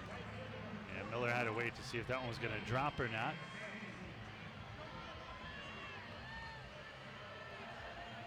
We all missed the 15th. I'll be back the next day, though, so you can. Sorry, can't help you. You can. You got to be here. You got to be in it to win it. So I need some special favors. What do I get out of this? It depends. On? I don't know. It just depends. Here's Jansanti 0 for 2. He's grounded to third, hit a comebacker, and he looks at a breaking ball way outside and low. I just feel that this inning could make or break the Skeeters in this game. First and second, one out. They haven't had a ton of opportunities. They've been struggling for runs lately. If they get a few here, the bullpen takes over. Marshall still has some left. Especially now that you're towards the middle of this lineup, the 1-0 pitch. Jansanti hits it in the air, right center, and playable. Vaughn and Cone converge. The right fielder Cone with the catch. And that's out number 2. It was really interesting that Cone took charge there, because if Vaughn grabs it, his momentum is going towards right field. Maybe Miller, and who knows, maybe Miller and Prince tag, and they're at second and third, but Cone waved him off, so his momentum and better throwing arm, of course, usually from a right fielder, keeps Miller at second. So walking a single this inning, but 2 gone now, and Travis Scott will step in. He's walked, he's popped to third. Ball game tied at 2. Skeeters and Blue Crabs at the bottom of the 5th. Stem set at his belt from the stretch. His pitch way in. Travis jumps across the plate to hop out of the way. Keep from taking that one on his leg or his ankle. Scott really good in these situations this year with runners in scoring position. 2 outs, hitting .313 and 16 at bats, 5 RBIs as well. And a base hit should score Miller from second. Gapper could score a pair with Prince at first, not being held by Snyder. 1-0 pitch. Hit high in the air to right field, but boy, Travis just missed it. Cone there, shy of the track, will make the catch and end the inning. Good contact, but a lot of loft from Travis, and the Skeeters end up leaving a pair on base. So through 5 innings, Skeeters and Blue Crabs still tied at 2.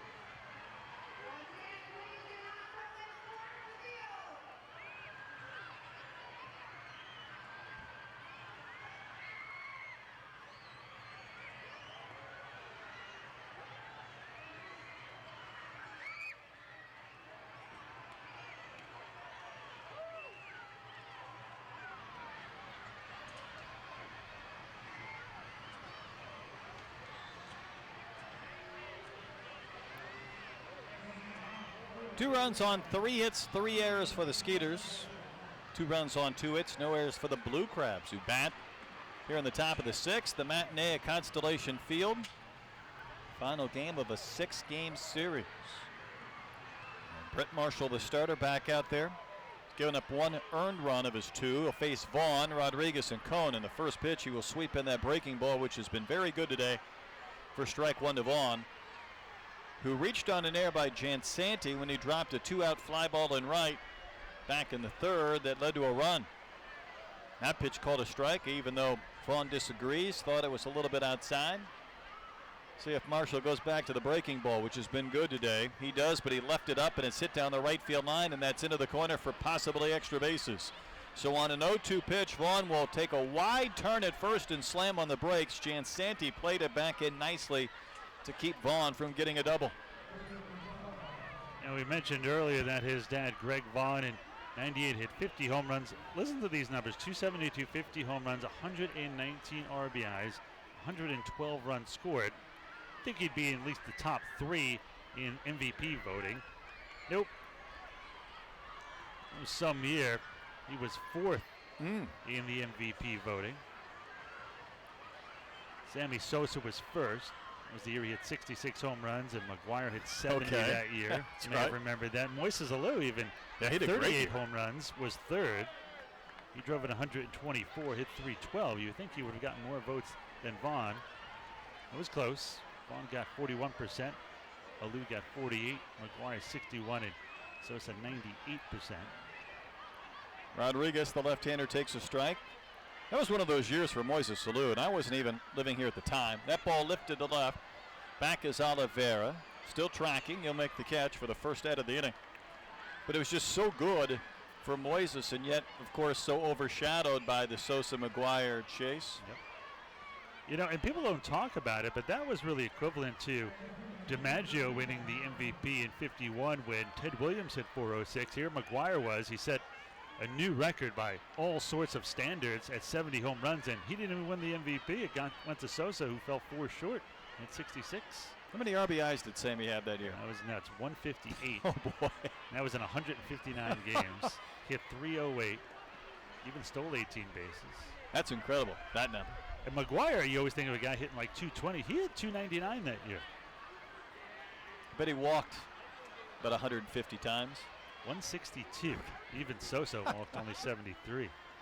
Cone takes a ball down and out, right-handed hitter. Pitch buried in the dirt. Nice job by Rodriguez to take a tough short hop to keep the runner from advancing. One of the single season numbers that nobody talks about, you know, you see 162 walks, which is nuts, and then you compare it to Barry Bonds the year he had about 260 one year as well. I mean, he destroyed the walk record. I mean, a lot of those granted were intentional walks, which he also blew that record away, but that's just insane. Tough part in that sequence is Marshall just misses to Cone, 3-0. 1 on, 1 out, tie game at 2 in the 6th inning. And by the way, Craig Bijou was 5th in that voting, right behind Vaughn.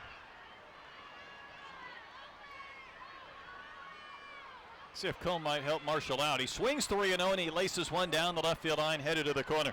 So Vaughn will turn second. He'll go to third. Racing to second base is Cone. Swinging away 3-0, and he gets a double. And the Blue Crabs have runners at second and third.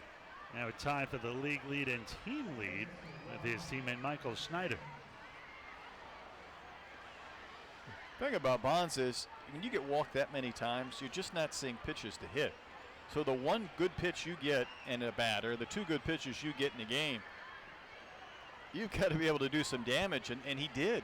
Yeah, and I remember seeing him bat during that year where he got extremely upset that he fouled the pitch off because he knew even though he fouled it off, that was the only pitch he was going to see. Skeeters are going to bring the infield in here against Brian Bistain, the number 8-hole hitter, in a tie game at 2 in the 6th inning. Marshall misses up and in with a curve. He's been beaten on an 0-2 pitch and a 3-0 pitch for a couple of hits this inning.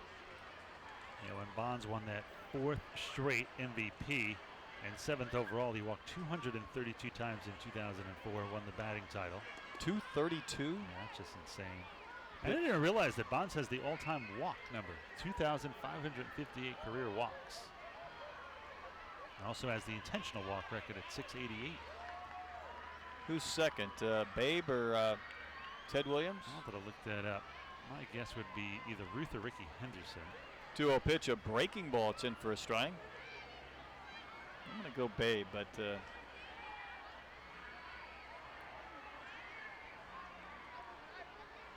he did have Gehrig batting behind him for a number of years. That's true. Marshall needs to make a pitch. Boy, did he ever. Breaking ball that Bistain missed by 2 feet. Darting down and out of the zone. Bistain was swinging like he was getting one down the middle and came up empty.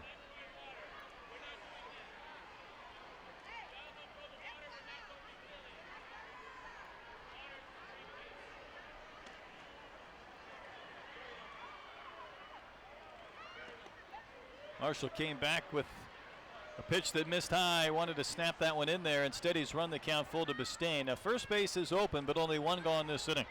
2-2 game, 6th inning.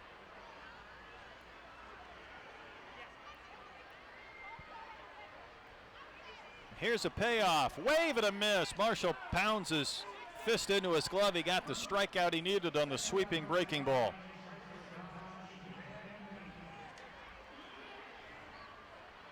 Two outs for the number 9 hitter, the catcher Ryan Wiggins. Hitless in 2 at-bats here this afternoon.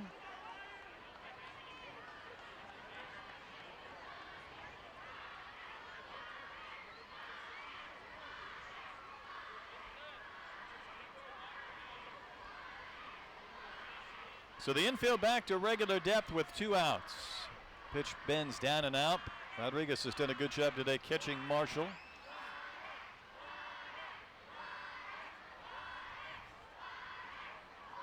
Skeeters left 2 men on base in the bottom of the 5th. Marshall trying to strand 2 in scoring position here in the 6th. He ran that pitch way inside and high, but Wiggins, trying to get the bat out of the way, made contact, and he fouled it off into the screen.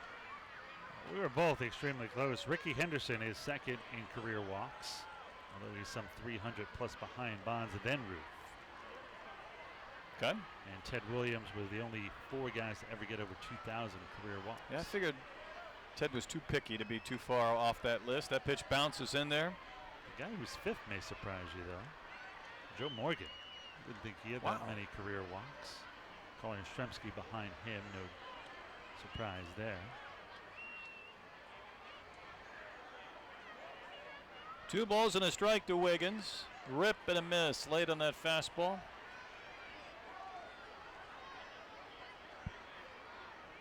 Marshall has struck out 5 in the game. He's trying to finish off Wiggins some way, somehow, to keep this game tied at 2.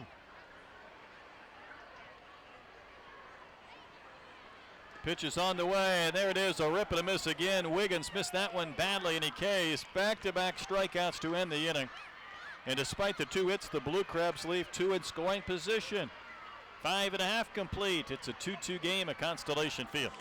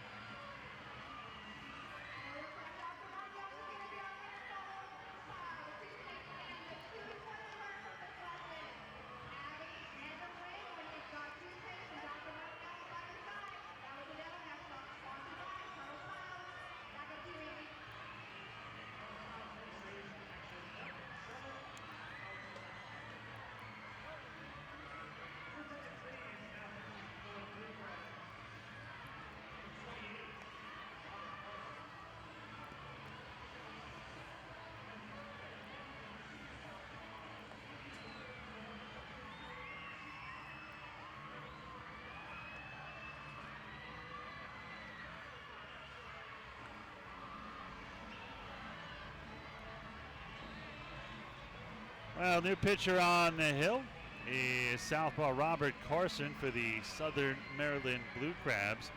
Seen Carson a few times in this series, number 28, 6'4", 240 from Ventura, California. Former big leaguer, spent last year with these Blue Crabs as well. The southpaw, 2-2 with a 2.55 ERA, making his 21st appearance in 17 2/3. He has allowed 17 hits. He has struck out 8 and walked 8. He's going to face Aarons, Pounds, and Lamonta here in the Skeeters half of the 6th inning in a game tied at 2. Kevin Aarons hasn't had a lot of luck today. He's line to left and line to center. He's 0 for 2.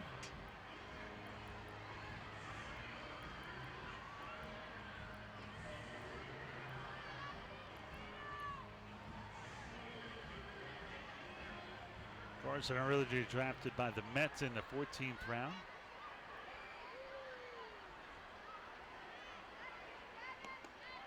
Pitch runs way inside, misses. Spends a little bit of time in the big leagues with the Mets in 2012 and 2013. No career record, a 6.82 ERA. 31 career games.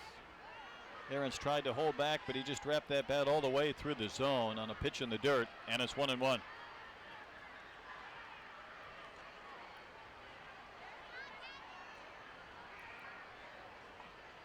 Stem went 5 innings, giving up a couple of runs. Turns it over to Carson here in the 6th, who floats one up and out. Misfiring, 2-1.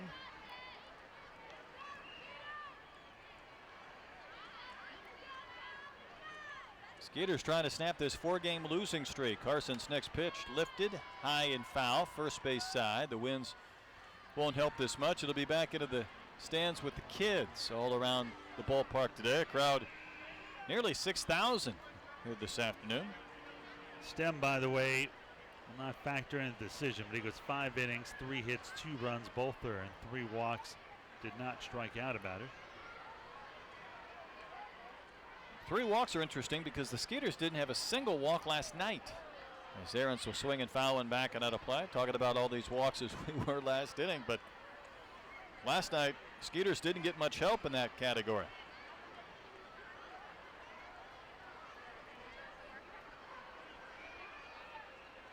2-2 to Aarons. He's due for a little flair for a base hit to the outfield or a dribbler that'll escape between the infielders.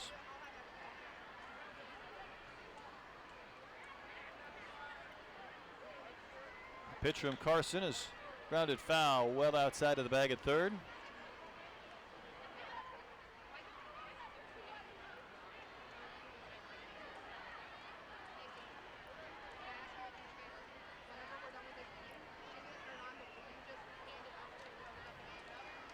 Saw Carson back on Sunday. There's a swing and a foul, pitch back over the screen. Oh, that one almost came over here. Perfect ricochet. Some lucky fan is the easiest catch in the world below us.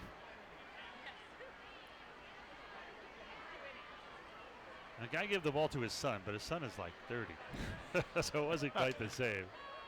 Hey, there's the little flare to center on demand. Aarons has hit a couple of line drives for outs. That one he just blooped in front of Vaughn. He'll take it, a single to start the home half of the 6th inning. Just get the feeling if the Skeeters could take the lead here, I'd be able to turn it over to the bullpen when Marshall's done and get this one for a victory. As I say that, a few folks scrambling in the bullpen along with Skeeters bullpen catcher. Looks like somebody might start warming up soon. Pounds has tripled and scored in this game. The first Skeeters run that came back in the 2nd inning. He'll take a strike in the outside corner from Carson. Big lefty. 6'4", 240 pounds, the California native. No stranger to the Atlantic League. His pitch here to Pounds way outside. As the catcher Wiggins had to jump up and to his right to make the play. Carson has a career record of 48 and 64, a 4.37 ERA, 23 career saves as well.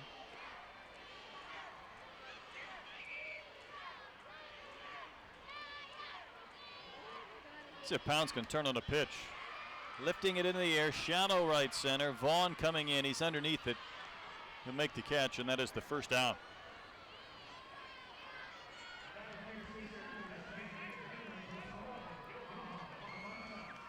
Here's LaMonta. So you mentioned how long it's been since LaMonta last played, going back to September of last year. So he was activated today. He's seen 2 pitches. He flied to left for a sac fly, and he flied to center. Not wasting any time.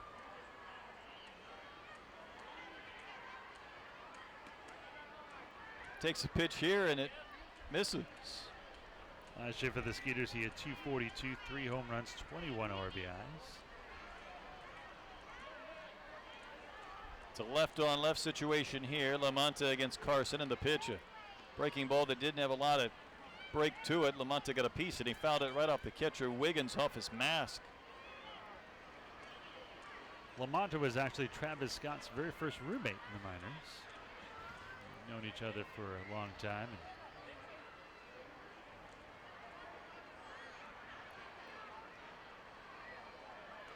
One on, one out, bottom of the 6th inning. The Skeeters and the Blue Crabs are tied at 2.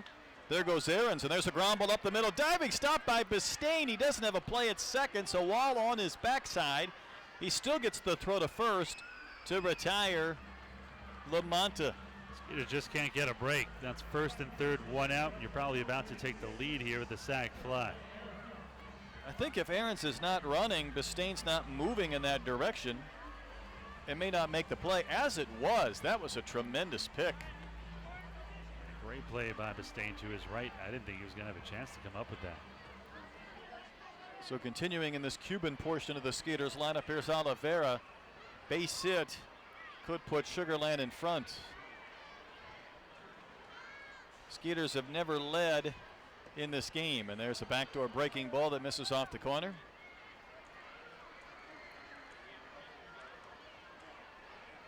So a leadoff single, a fly out to center, a bounce out there from LaMonte. There goes Ahrens to third base. He will make it even without a throw as the pitch was high. Nobody was holding him, and he just took off. Plus, he knows the lefty, Carson, not looking over his shoulder. That's a very big stolen base, 3rd of the year. Carson pitches to Oliveira, who chops one foul over towards Gary Gaglietti. He will scoop it with 2 hands in the coach's box. And he has all kinds of youngsters to pick from to flip the ball to, and he gives it to the first young man he sees in the first row in the good seats. Carson to Oliveira. Missed in. I don't think it missed that badly in, but Oliveira jumped back out of the way. Scoreboard is not updating. It says 1-0. It's at least 3 pitches into the sequence. Oliveira trying to break up this tie game here in the 6th inning. And he rips one to right center field for a base hit. It's down to score Ahrens and put Sugar Land in front. Oliveira trying for a double. The throw is late, and the Skeeters are up 3-2. Great piece of hitting by Oliveira. Just went the other way and off the end of the bat into right center field. Now how big is that stolen base by Kevin Ahrens?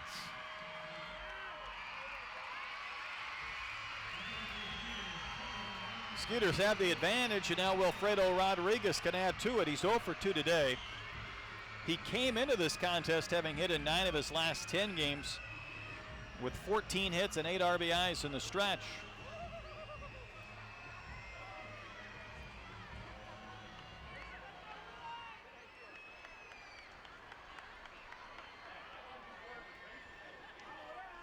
Carson's shirt's coming untucked in the back as he pitches to Rodriguez and misses outside for a ball. Skeeters have pushed across a run now in 3 different innings. Trying for a multi-run inning. Pitch way high, not even close to Wilfredo. 2-0.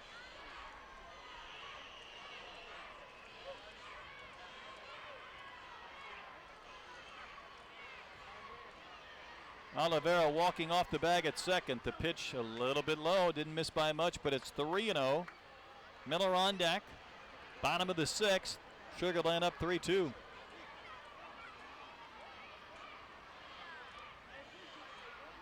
See if Wilfredo swings. He does. 3-0 with a healthy cut on a pitch that may have been ball 4. Looked to be elevated a bit. Had that been elevated over the plate, Wilfredo may have done some serious damage.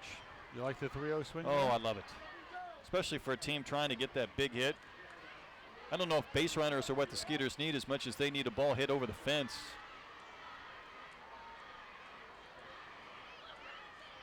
3-1, a rip and a miss. Rodriguez didn't get cheated on that pitch. Count's gone full.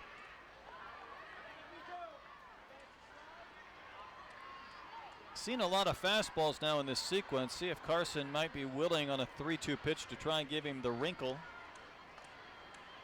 Here's the payoff. There's a ball hit to left field and hit well back towards the wall. It's off the top of the fence, so not a home run.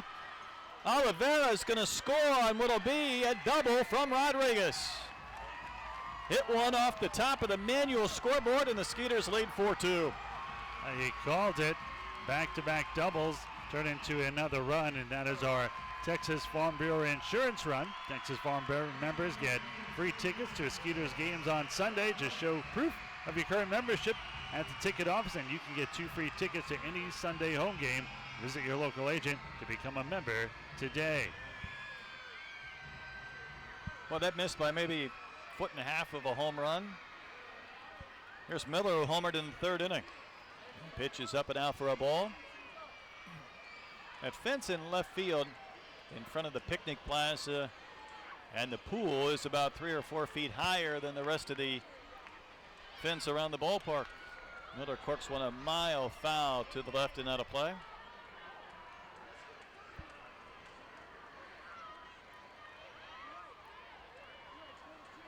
So a multi-run inning. Keep in mind the Skeeters have not scored more than 2 runs in each of their last 4 games. They have 2 this inning. They have 4 this afternoon. Miller takes one at the top edge of the zone. I think he thought it was up, but he's now behind in the count 1-2. I think he's saying that same thing to Durantis. Wasn't that up?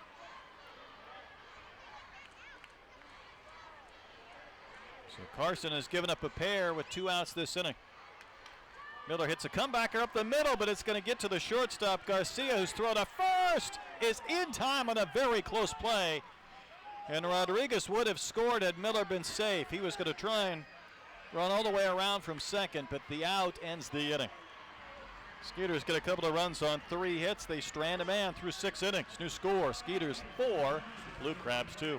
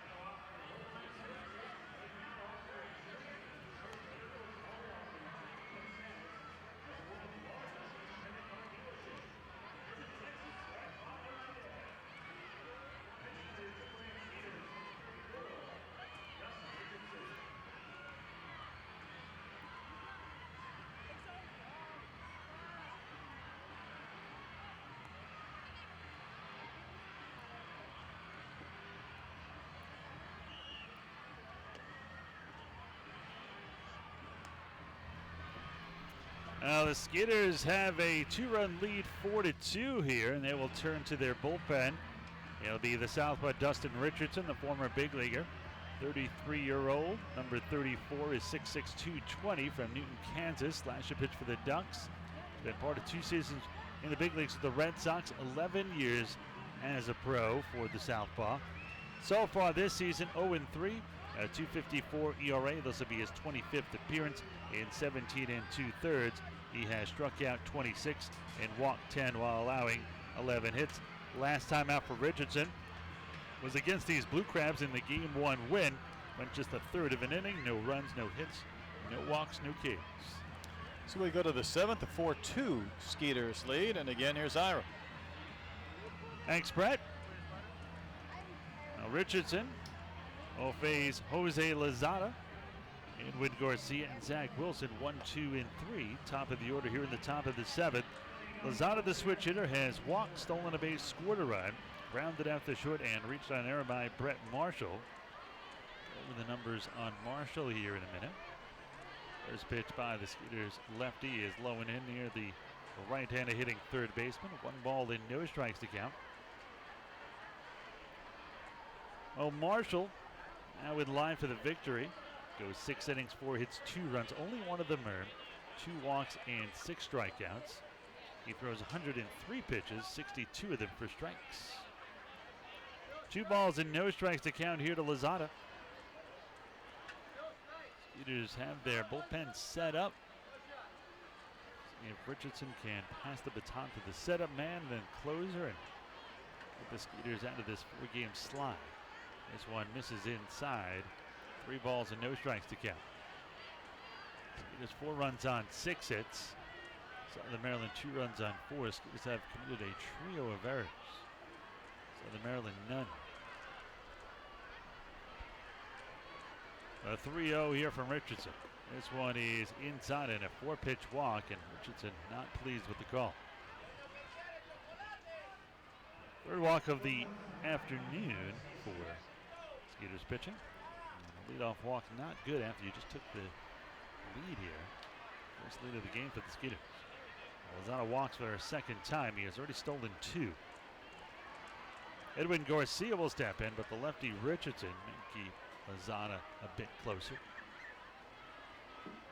Garcia's grounded out, was hit by a pitch and scored and lined out to center, so he is 0 for 2. His pitch here high and outside, and 5 straight balls here for Richardson out of the bullpen. He'd like a do-over and start this inning fresh. The kids are here. Kids like do-overs. They love them.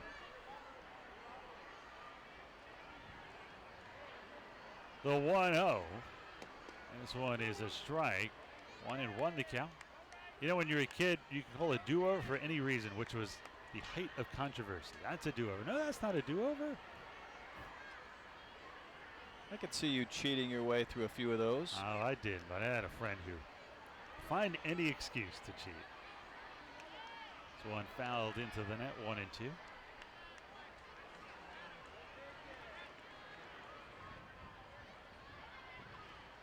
Of course, if you've called it, it's all over. I called it. Nothing you can do there.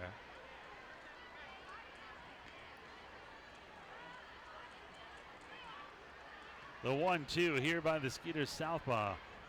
Rodriguez wants it low and in. And this one is punch foul down the right side into the skybox area. Right into the suite. Yeah, right into the last skybox on the right.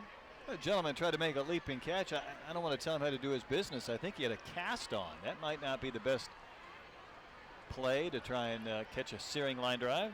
Oh, he still went over his head into the skybox. I'm sure he just picked it right up. The 1-2. This one fouled almost in the same spot.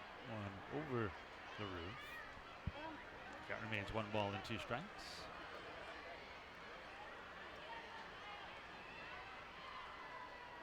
Skeeters leading 4-2 here in the top half of the 7th. Richardson from the stretch will go to first. Lozada back in easily standing up.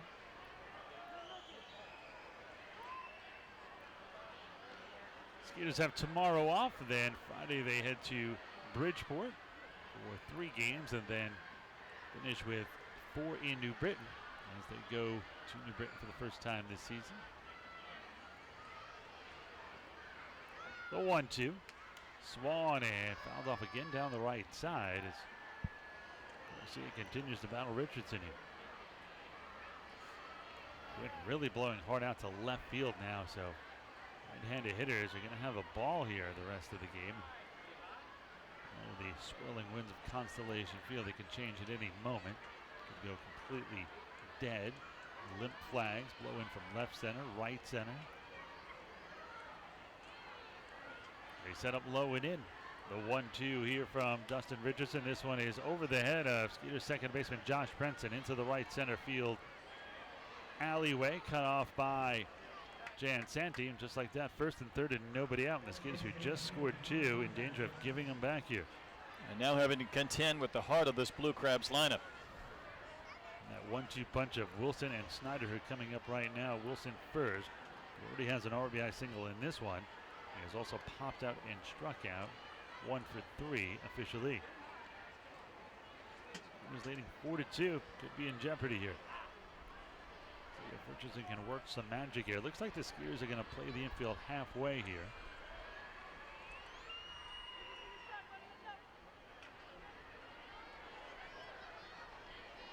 First pitch here to Wilson.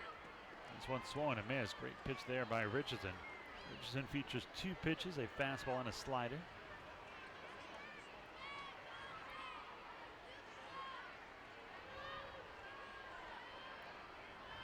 Richardson so far 12 pitches, 7 for strikes.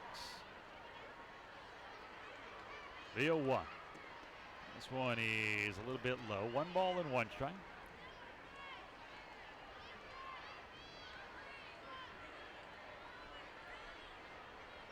The turning point in this game. Let's see if Richardson can get out of it either with no damage or minimal damage. The 1-1. Swung and fouled off to the right side. 1 ball and 2 strikes to count. We get Wilson here. Let's have to contend with Snyder, who's on deck.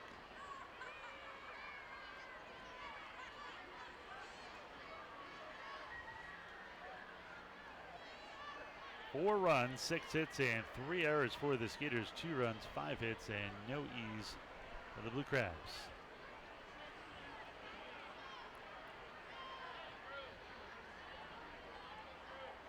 Richardson looks at first. The 1-2. Swung on and missed, strike 3 as Richardson blows a high fastball past Wilson. That's a big out, number 1. Certainly is. It helps to get that first out on the board after a couple of base runners, but also keeps you from seeing the runners advance or maybe get a sac fly or a run home. If he can get a double play here, he can get out of it unscathed completely. Snyder also 1 for 3. He has popped out to short, singled, and struck out. Came in batting .274, 10 home runs, and 31 RBIs.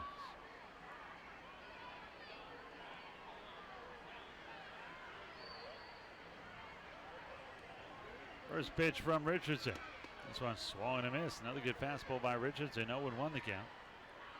This 1-2 punch of Wilson and Snyder have produced 19 home runs and 69 RBIs so far combined.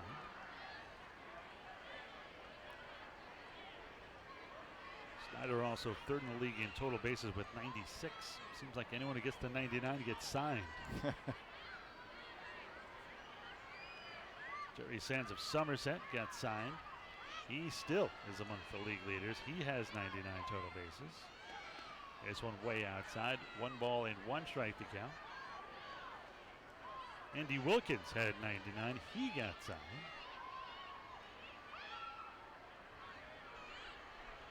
Casey Hobson tops in the league, 105. He's still with the Barnstormers. Snyder closing in on 99 with that 96 I mentioned. 1 ball, 1 strike, 1 out. Skeeters leading by 2, but 2 on here for the Blue Crabs. This one is down low, 2-1.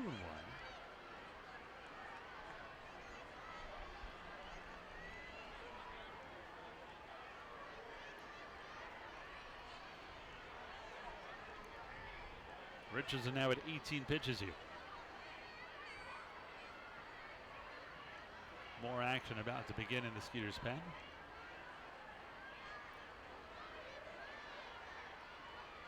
Richardson's ready. And he's going to throw to first. Sidearm. Getting back easily is the runner Garcia.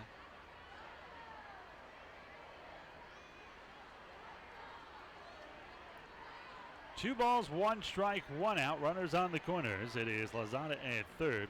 Garcia at first. Skeeters leading by 2 here. 4-2 in the top of the 7th. And Richardson and Rodriguez don't seem to be on the same page right now. Well, they do not, and it's kind of an awkward time not to be on the same page. With tying runs on base, go ahead run at the plate. Most dangerous hitter in their lineup. The 2-1. This one high and tight. Stiffens up. Snyder, a little bit of a close shave there. Run the count to 3-1.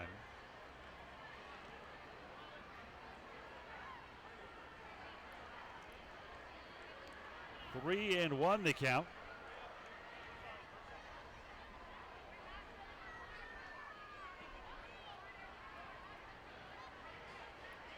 Regerzan will again go to first here.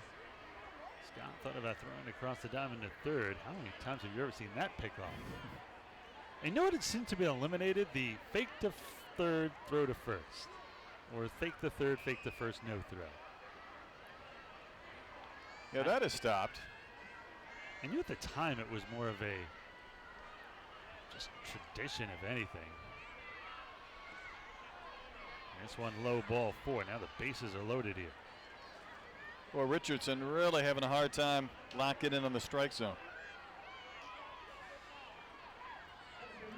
Lazada at third, Garcia at second, Snyder on at first, and then says Corey Vaughn. I think they're going to go to the bullpen here. Gary Gaddy making a slow walk, and the call has been made. So we will step out and find out who the new Skeeters pitcher is. Gonna be in a hot spot, bases loaded, only one away, and the Skeeters holding on to a 4-2 lead. We'll tell you about the new Skeeters reliever when we get back here in just a moment.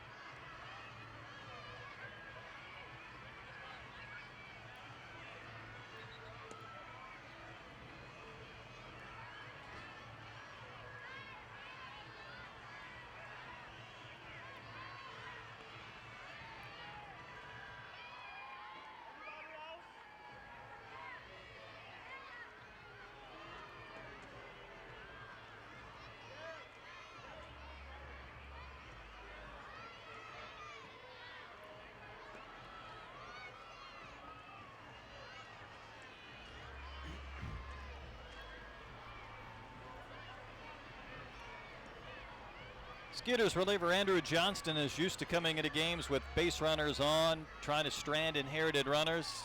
He's got a task ahead of him here in the 7th. Bases loaded, 1 gone. Skeeters up by a pair. Johnston making his team-leading 25th appearance. 0-1, a 4.43 earned run average and more than 22 innings of work.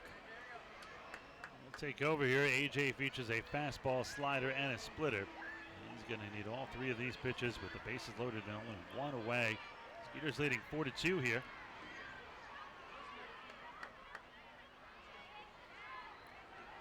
AJ came into the day second in the league, 8 appearances, now tied for first.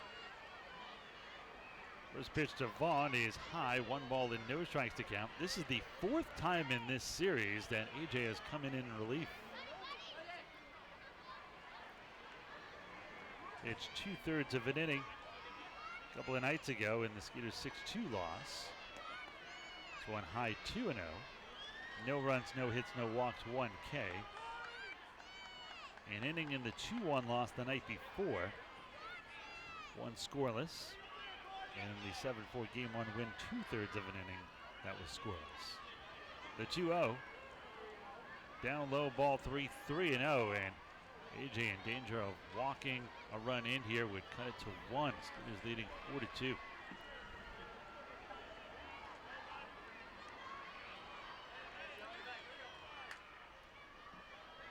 Big couple of pitches here for the Skeeters right-handed. The 3-0, this one way inside. That missed by a lot, ball 4, and that'll walk a run in, and it is a 1-run ball game. Skeeters up just 4-3. So 2 relievers this inning, both in their first batter issued 4 pitch walks. drive a manager crazy. Third walk of the inning. And the tying run and sack Flyer another walk away. They come from pretty reliable strike throwers in Richardson and Johnston, but just not this inning. The Skeeters just in one of those slumps as a team, offensively, defensively, pitching. In steps the left-handed hitting left fielder, Devin Rodriguez. First pitch, and this may give them the lead. One run scores easily as Garcia scores, and Snyder's going to be held up, and it is all tied at 4-4. You mentioned it yesterday, Snyder not moving extremely well, so they immediately held him at third base. Off the bat, it looked like that was going to give the Blue Crabs the lead. Well, in steps Zach Cohn. Cohn has popped after third, struck out, doubled last time up. This has been the problem. The Skeeters have just not been able to maintain momentum. They tied the game at 1, lost the lead the next inning, went down 2-1. Then they tied it up in the bottom of the third. And this is a broken bat single into left center field. This could get 2. Snyder scores easily. Here comes Vaughn. The throw will be cut off, and a 4-2 lead has turned into a 6-4 deficit. So all 3 inherited runners score. Those charged to Richardson, and even Vaughn, the first batter that Johnston faces, comes across.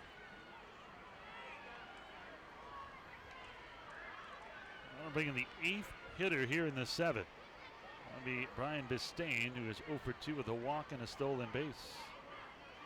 Rafi Montalvo paying a visit to the mound here with Johnston and Rodriguez. Looks like Chris Tribett may start warming up here in the pen. I thought he was about to warm up. Now he's back. Just a little bit of a stall tactic here.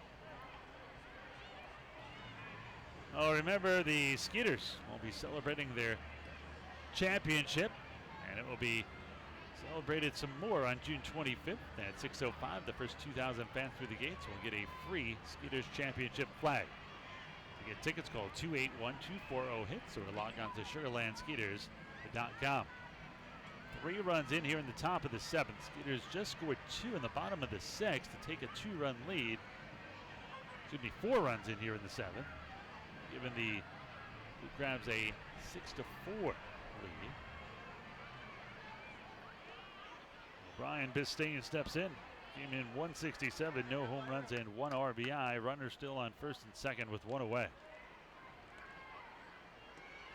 This one is a strike on the outside corner. No balls and 1 strike to count. The Maryland have 6 runs on 7 hits. Skeeters 4 runs on 6.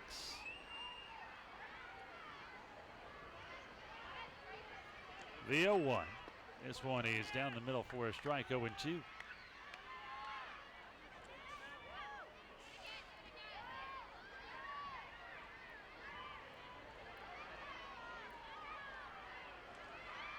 AJ from the stretch. They set up low and in, and this one is low. Like the splitter, 1 and 2. Or should Bistain reach, probably be time for another pitching change this inning. Wouldn't load the bases or score another run. Looks like Chris Tribett is working very quickly down there in the bullpen. AJ just froze it on the mound. Now he's ready. The 1-2. Swung and chop out the plate. Count remains 1 ball and 2 strikes. 1 out, 2 on. Rodriguez down at second. Zach Cohen on at first. 4 runs in here in the top of the 7th. Just trailing 6-4.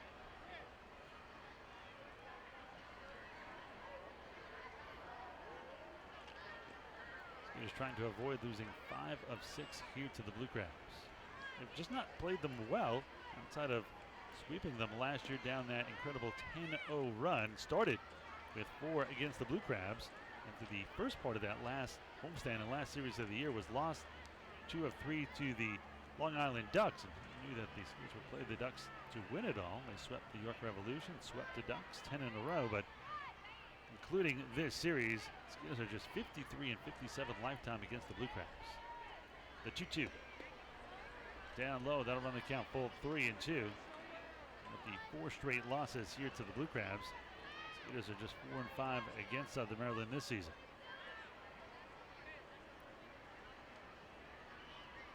'27 and 28 lifetime at Regency Furniture Stadium, just 26 and 29 here. Payoff pitch here to Bistain. The runners go. This one hit to the left side. Pounds will not have a play.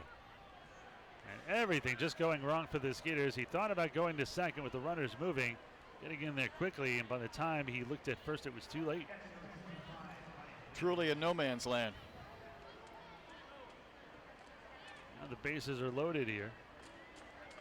I guess they're going to give AJ one more batter. Let's see if Eddie comes out of the dugout here. Is not so far.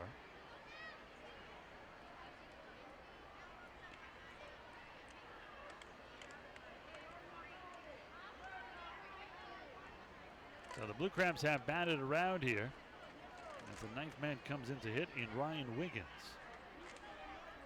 Need a timeout because the first base coach was overloaded with batting gloves. They had to send the bat boy out to retrieve the entire stash. Take off your helmet, put him in there. Guys are going to need him again. They're coming up for the second time. One fouled right side. 1 balls and 1 strike to count here. Look at the pitch count here on AJ. 12 pitches, 6 for strikes, 6 for balls, which has been the theme all night for the Skeeters pitchers. 1-to-1 in strike to ball ratio, no matter who's been on the mound.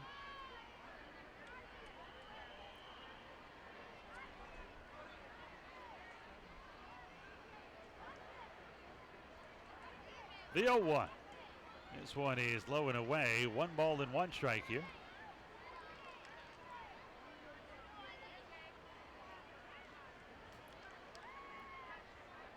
This is 1 hit away from things really getting away from the Skeeters here. If you're Johnston, you have to go with that mindset. You're 1 ground ball away from getting out of the inning. But boy, you're right. The Blue Crabs could blow this open. The 1-1 is down low, 2-1.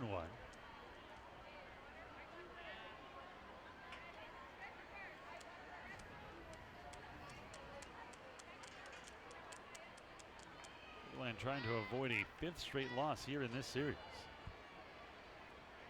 Looks so promising after winning game 1. The 2-1, this one a slow ground ball in no man's land again, and this is going to be a swinging bunt. Nothing going the Skeeters' way. Bounces going awry. Going to be an infield single and another RBI. 5th run of the inning. It is a 7-4 lead here for the Blue Crabs. That's the catcher hitting a ball about 40 feet up the line and gets an infield hit and an RBI. So the 10th man to hit here as we go back to the top of the order. Jose Lozada, who started it with a walk, will bat here again. And here comes here comes Gary Geddes. That's going to be all for AJ. We should see Chris Tribett coming in here as Gary takes the ball from his right hander. We'll take a break. We'll come back. We'll tell you all about Chris Tribett. We'll return here in just a moment. Skeeters down big here.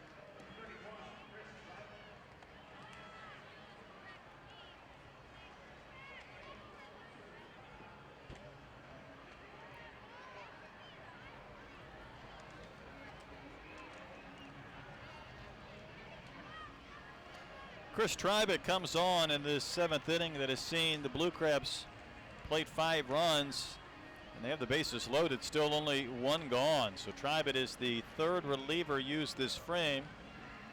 His 11th appearance, no record, a 3.65 earned run average, 12 1/3 innings of work. Well, a 30-year-old Tribett will take over here, try to bring some sanity to this game. Tribett features a fastball, slider, and a sinker, and that's that crossbreed of Submariner and side armor. Tribett, number 31, 5'11", 185 from Collinsville, Oklahoma. His 3rd stint with the Skeeters, 2nd this year. 5 years as a pro for the right-hander. The 10th man to bat here is Lozada, who walked for the 2nd time in this game. Stepped in here. He's also scored 2 runs, has stolen 2 bases, grounded out and reached on error by Skeeter starter Brett Marshall. So 5 in, a 7-4 deficit now for the Skeeters, who had a 4-2 lead coming into this inning. Bases still loaded and still only 1 away.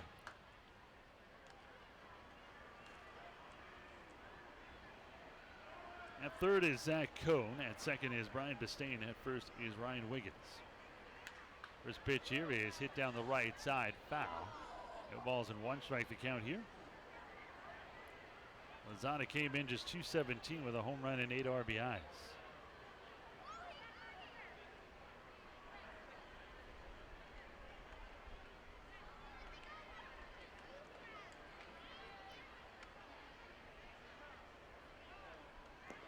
This one swung and a miss. Great off-speed pitch there by Tribett. No balls and 2 strikes to count. Need to find a way to end this inning. This now 10 batters in. 3 of the runs that have scored are guys that reached on walks. The 0-2 here by the Skeeters right-hander. This one swung and a miss, strike 3. Big strikeout by Tribett, and there's 2 down now. Let's see if he can not only get the Skeeters out of this, as the 11th man to hit here is Edwin Garcia.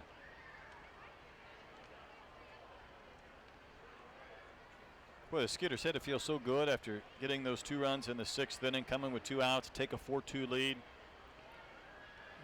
Things have changed quickly. First pitch here, a strike on the inside corner. Garcia bailed too early and it caught the inside portion of the plate. Garcia's already singled in this inning. He's been on base twice today. 0 for 3. Has been hit by a pitch. He has singled and scored 2 runs. The 0-1 is low and in. 1 ball and 1 strike to count.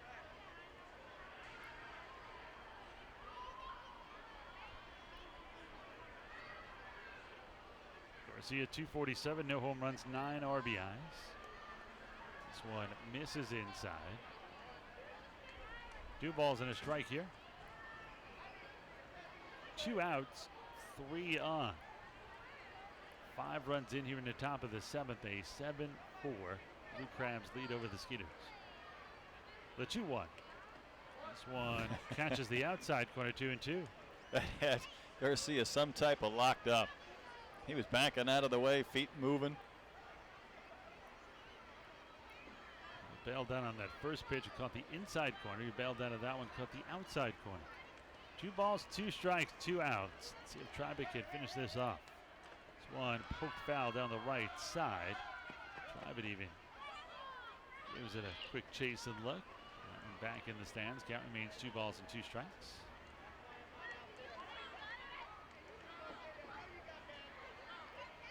But so far with the bases loaded here, 6 for 8 of his pitches for strikes.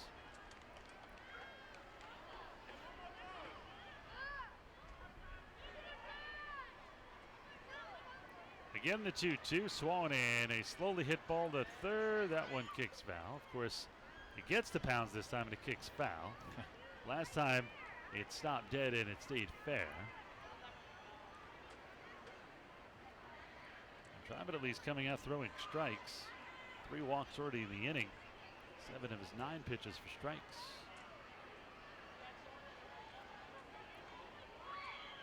to get one more strike past Garcia, however, to get the Skeeters out of this fight. An inning that has felt like an hour. I think it's because it has been. They set up away. The 2-2. Swanahan hit sharply off of third, foul. Been hanging in there, as is Garcia. A pretty good battle.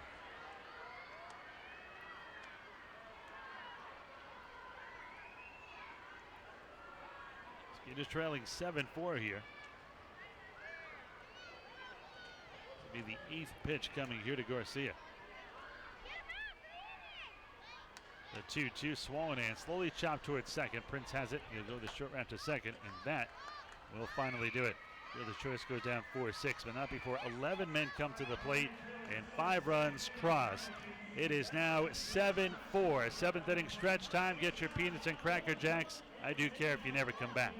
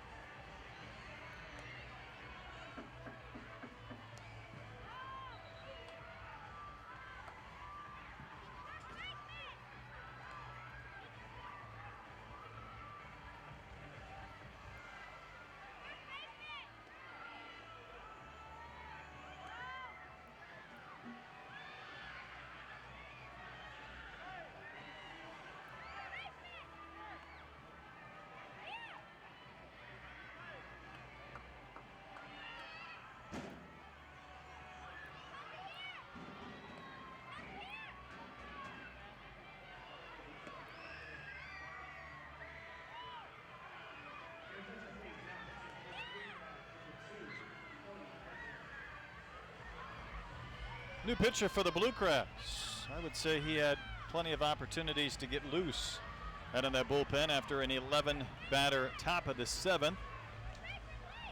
Coming on here in the bottom of the frame for the Blue Crabs is Cody Hebner. Hebner becomes the 3rd pitcher used today after Stem and Carson have preceded him. Hebner on the year, making his 21st appearance. He's 1-1, his ERA 4.66, 19 1/3 innings of work, and 27 strikeouts for Hebner. Hebner will take over here. We have seen Hebner already in this series. Hebner last pitched in the 2-1 Blue Crabs victory. He went 1 inning, allowed 1 hit, no walks, and 1 strikeout. This is his 3rd appearance in this series. Well, Skeeters are down 3, 7-4 here in the bottom of the 7th. Number 7 will start it off here for the Skeeters, Josh Prince. That's a lot of 7s. That'll be Prince, Jan Santi, and Scott here, 1, 2, and 3. Prince has grounded out, walked, and singled. The Skeeters have not struck out today. Prince 254, 3 home runs, 21 RBIs. In steps Hebner. First pitch to Prince. This one high and outside. 1 ball and no strikes to count.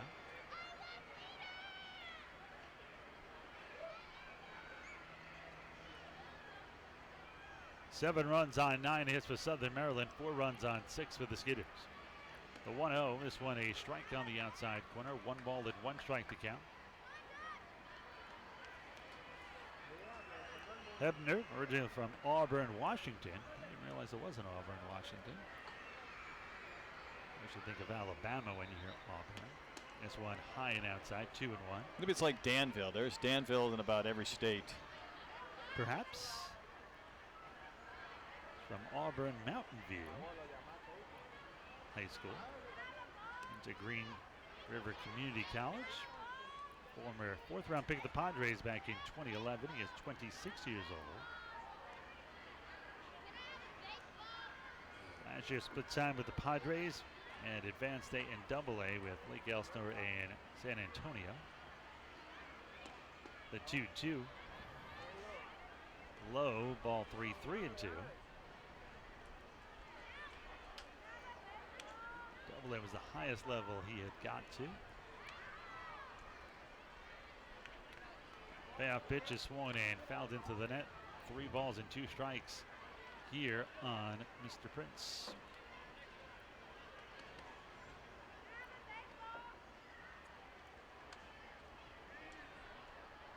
Ebner gets a sign here from Wiggins. Wiggins will sit outside, and the payoff pitch swung and fouled off again. 7 pitches now here in the number 7. Number 8 will be on the way.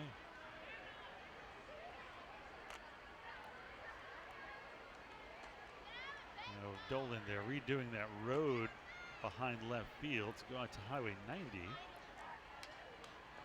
This one is skied into right field. Zach Cohn is there. And he'll bring it down for the first out. Yeah, how's the progress going on that? Well, it's going to take a full year. Right in front of where I live. And it is a good escape for you on those Friday nights. We call it Dolan Drive. I like that. Now you're working. You say rolling down Dolan. Part of the hip hop song, I think. Beyond 90 and gone. Linsup's Anthony Jansanti. He's 0 for 3. He has grounded back to the pitcher, ground to the third, and flied out to right. First pitch here is fouled off to the left side. No balls and 1 strike to count.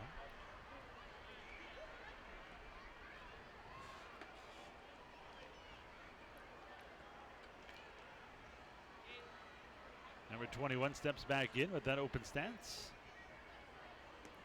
There's one big swing and a miss, 0-2.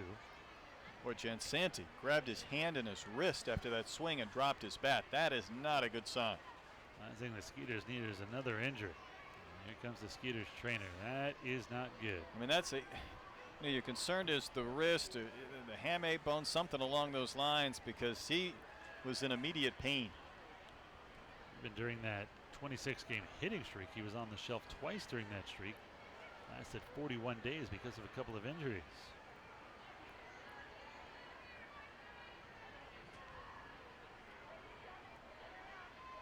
Going to try to swing the bat here.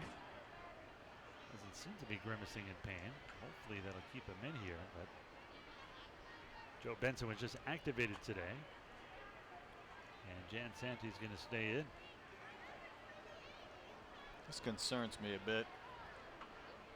Jansanti is actually 0 for 10 now since his 26-game hitting streak stopped.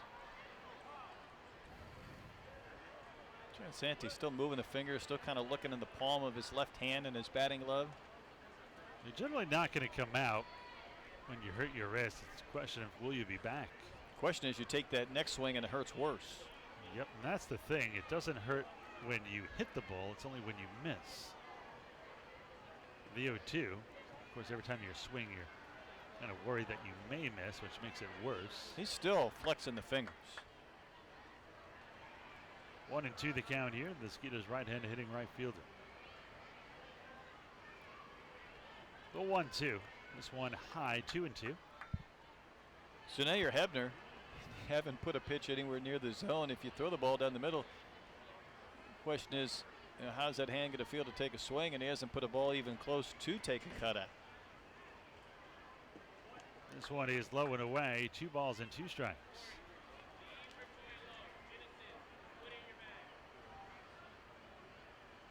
Should be full. And okay, has changed now on the scoreboard. 3 balls and 2 strikes. Payoff pitch here to Jansanti. This one high, ball 4, so he didn't have to swing. You got to be kidding me. If you're a pitcher, you have got to take yourself to the woodshed. You got a guy that needed a timeout because his wrist hurt. He's 0-2. He might not swing if you put a ball down the middle, and you walk him on 4 straight pitches. What an I-win expression, take it to the woodshed? I don't think I've ever heard that one before. Think of behind the woodshed, right? I mean, it's almost unacceptable if you're a pitcher. A 1 on and 1 out here for Travis Scott.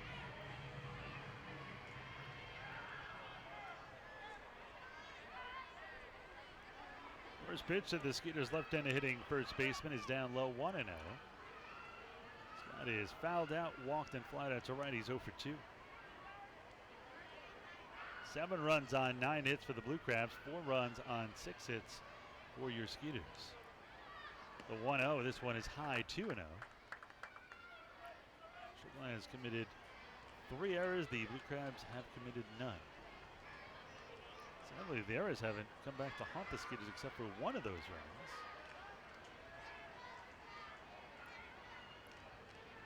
runs. The 2-0. This is 7 straight balls now here by Hebner.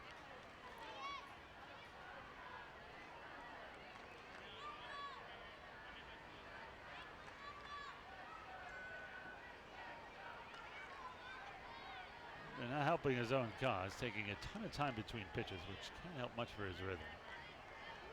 The 3-0, this one high, ball 4, and he is not even close to the strike zone right now. 8 straight balls. Yeah, Aggie fans would be in their chant, ball 8, ball 8. Kevin Aarons will step in. Home run here could suddenly tie this game up. Aarons has lined out to left, flied it to center, singled, stole the base, and scored a run.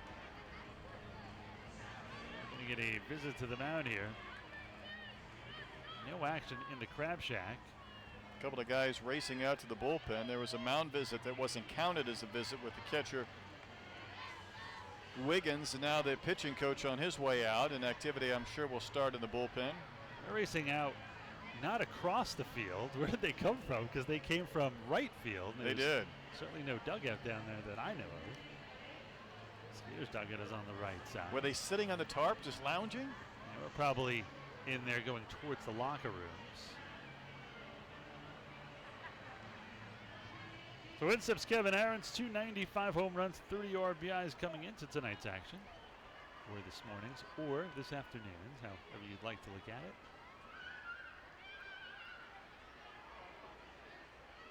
First pitch here is swung on, popped up. And that one's going to be, where is it? Nobody knows where it is. I don't know where it is. And now nobody saw it. It drops right in front of us, and that was in the field of play. The catcher Wiggins didn't see it. Stem didn't see it. And Snyder didn't see it till the last second, so nobody gets to it. And after 8 straight balls, Aaron swinging on the first pitch. That ball should have been caught, and it was a lot of frustration with Wiggins. He turned around. It was probably 20 feet to his right and behind him, and he said, somebody's got to help me. Someone's got to point it out. The sun is certainly blinding right now here. Let's see if that comes back to haunt the Blue Crabs. Skeeters down 7-4 here, but runners on first and second.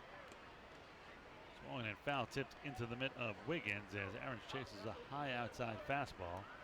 No balls and 2 strikes to count.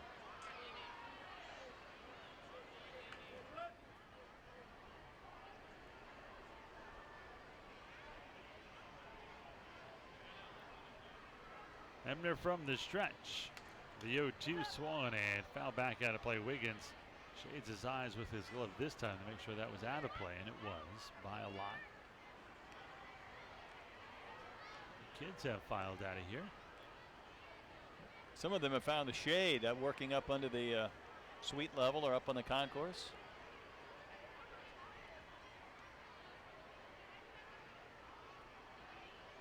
Again, the 0-2 here by Hebner. Swollen and again fouled off behind us. Count remains no balls and 2 strikes. Jansanti at second, Scott on at first.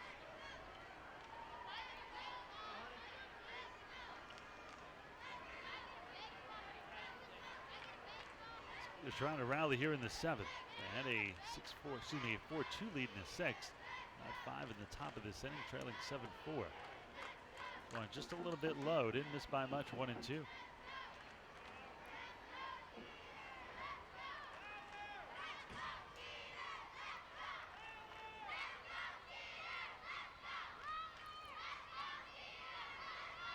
The 1-2. This one swung on, and this one is going to be skied. Shallow right field. Who's going to take it? And it's going to be the second baseman, Brian Bistain. Looking at cut in front of Snyder, who was calling for that one. Infield fly was called, and I'm sure the Blue Crabs said, thank goodness, because the way balls have been dropping, even had he dropped it a couple of steps on the outfield grass, that was going to be the second out. So 2 outs, 2 on. Brian Pounds will step in. Pounds tripled and scored in this game. It's his first triple of the year. He has grounded the short and flied out to center. He is 1 for 3 officially. Look at Hebner's pitch count. It's got to be pretty lopsided, as we've seen a lot today. Yep. As it is for every pitcher, it seems. 12 strikes, 12 balls.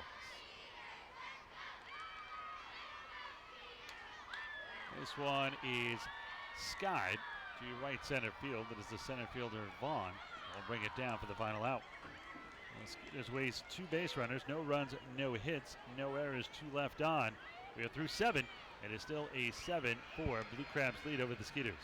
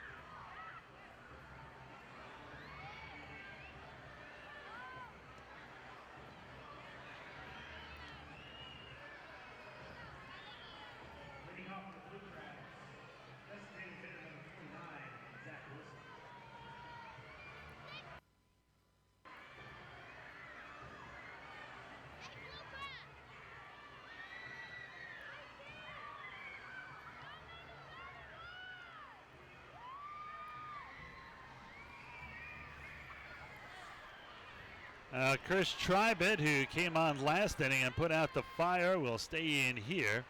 First pitch here to Zach Wilson behind third. That's a fair ball. Pounds throw to first in time. And there's one away. So Tribett continuing his good pitching here. 1 pitch, 1 out. Now we're bringing the cleanup hitter, Michael Snyder. Yeah, you know, you look back in that 7th inning, and 11 guys come to the plate, 5 runs score. 3 of the runs that scored were walks, and certainly tended to get away, but kind of overlooked is how Tribett was able to come on, face 2 batters, get 2 outs, and end it. Well, in steps the cleanup hitter, Michael Snyder. The right-hand hitting first baseman came in at 274, 10 home runs, 31 RBIs. He is 1 for 3. He has popped out to short, singled, struck out, walked, and scored. This one is a strike on the outside corner. No balls and 1 strike to count. Tribett pitching very well. He has thrown 12 pitches, 10 of them for strikes, which is a welcome change in this one for both teams.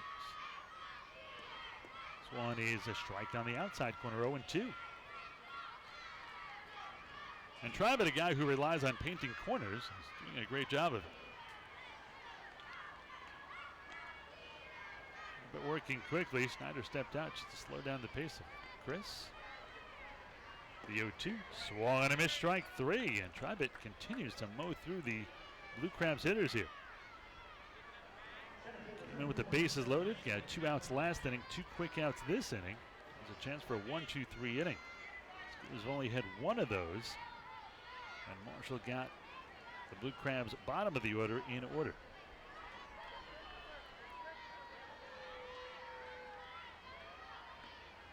I'm going to bring in Corey Vaughn.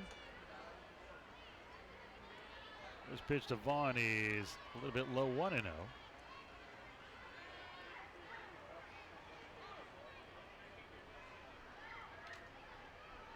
Tribet gets a sign here from Rodriguez, and a time called by the hitter.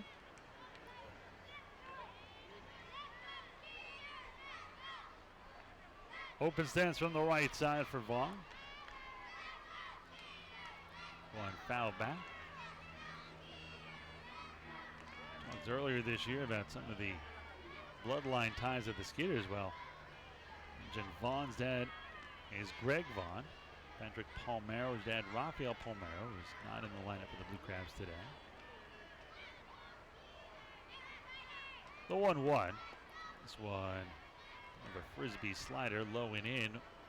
2 balls and a strike here. Has Patrick seen any action in this series? He has. The 2-1. In fact, I believe Dad was here in game 1. Yeah, I figured it'd be a pretty good situation for Raffy to come down and see him. 3 balls and a strike here to Vaughn. Vaughn has been on base 3 times with a walk, a single, and reached on an error. The 3-1 swung and missed. May have chased ball 4. Yeah, that was tantalizing. That was a little bit up and out, but it was coming in, floating in there, and Vaughn couldn't resist taking a big swing. 68 miles an hour is like a knuckleball. It was. Payoff pitch here by Chris Tribet. Right down the middle for strike 3. I can't believe Vaughn had the nerve to take a step towards first. Great job. 5 in a row retired by Chris Tribet, and a 1-2-3 inning. Middle of the 8th. It is the Skeeters down by 3, 7-4 here to the Blue Crabs.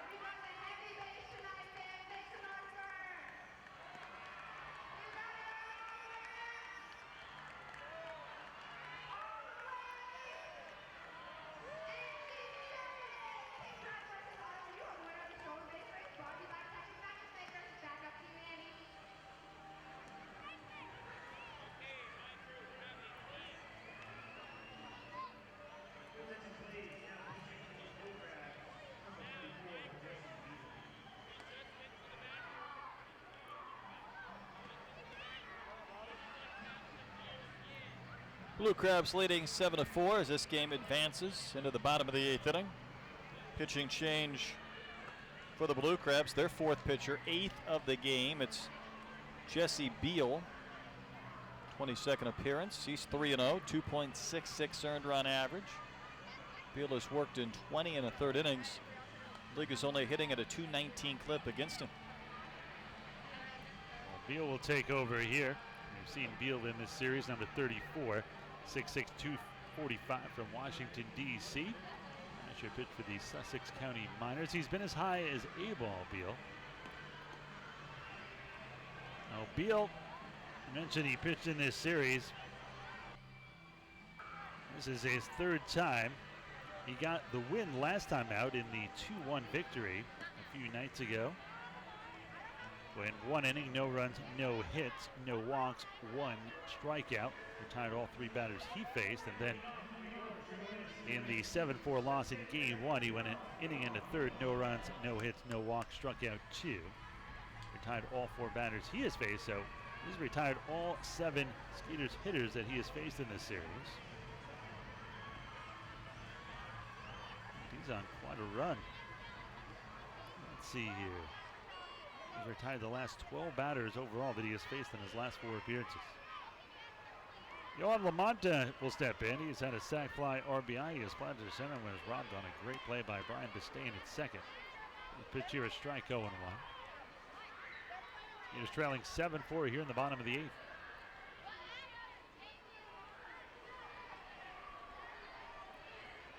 Even with the bag, but way over to the right side is the third baseman, Jose Lozada. Deep at short is Garcia, and he is on the grass.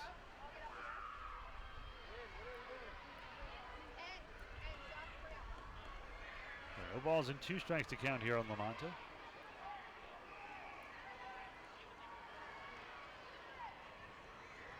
The 0-2 here by the right-hander Beal. He'll kick and deal. This one swung and a missed, strike 3. And Lamonta down on 3 pitches. That is the first time the Skeeters have struck out today. Pretty amazing. Yesterday they didn't walk in 9 innings. Today they had not struck out through the first 7. One steps Hector Oliveira. 245, a home run and 5 RBIs for Hector.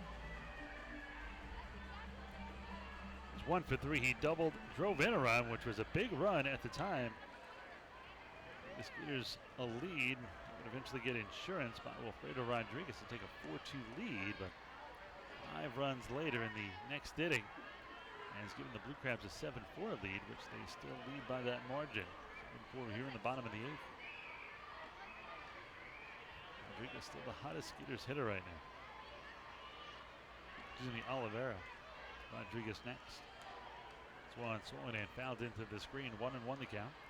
1 ball, 1 strike, 1 out. Blue Crabs leading 7-4 here in the bottom of the 8th.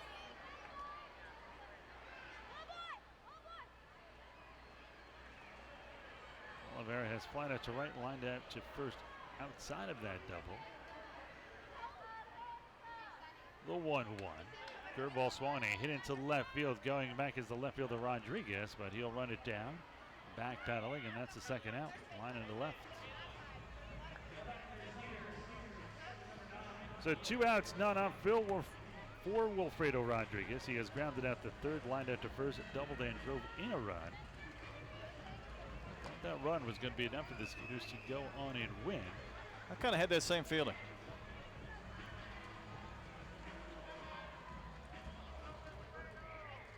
Rodriguez comes in 318 with a home run and 10 RBIs. In steps number 9. A righty-righty matchup here for Beal. One fouled into the screen to our right. No balls and 1 strike to count.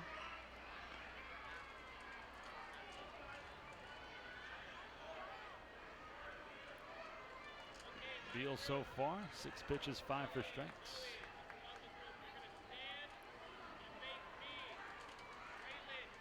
Beal from the stretch will kick and deal. This one, big swing and a miss. 91 on the gun. No balls and 2 strikes here on Rodriguez.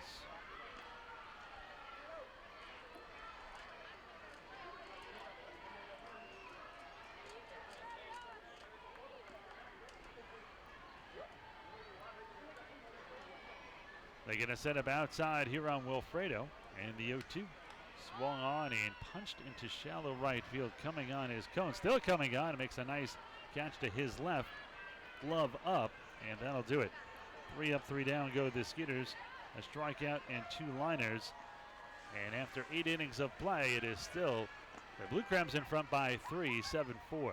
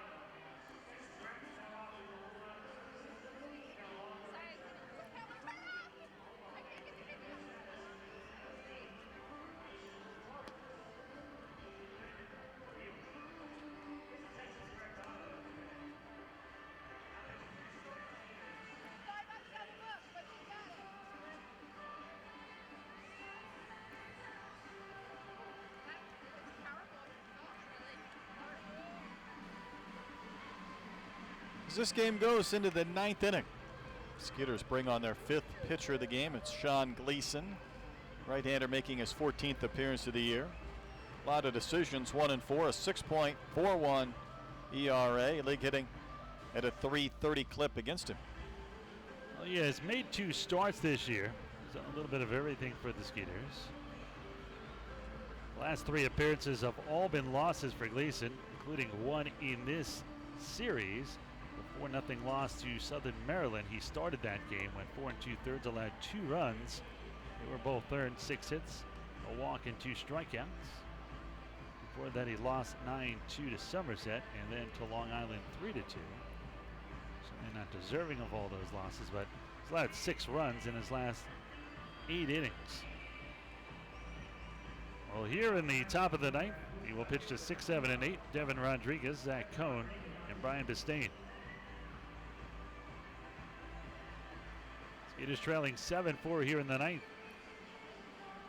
Bistain so far, he is 1 for 4. He had a single and an RBI and scored a run in that 5-run 7th. He's also grounded out twice in fly out. First pitch here by Gleason. This one is high, 1 ball and no strikes to count. Gleason features 4 pitches, a fastball, a curve, a slider, and a splitter. The 1-0. Swung and fouled off to the left side. 1 ball and 1 strike to count. The Crabs have 7 runs on 9 hits. They have not committed an error today. 4 runs, 6 hits, and 3 E's for the Skeeters. The 1-1, swung and missed. Way out in front of that one was Rodriguez. 1 ball and 2 strikes to count. Looks like the changeup. It stayed up, but it certainly had Rodriguez out in front of it. The 1-2 by Gleason. Swung and hit into left field. Oliveira will not be able to get to that one. Past him now, goes into the corner. That is going to be a double for Rodriguez. Ball just kept tailing away from Oliveira. He lunged short at the last second, couldn't come up with it, went into the corner for a double. That is a 6 double for Rodriguez. I'll bring in Zach Cohn for the Blue Crabs. He has also 2 for 4. He has singled, doubled, driven into, struck out, and popped out.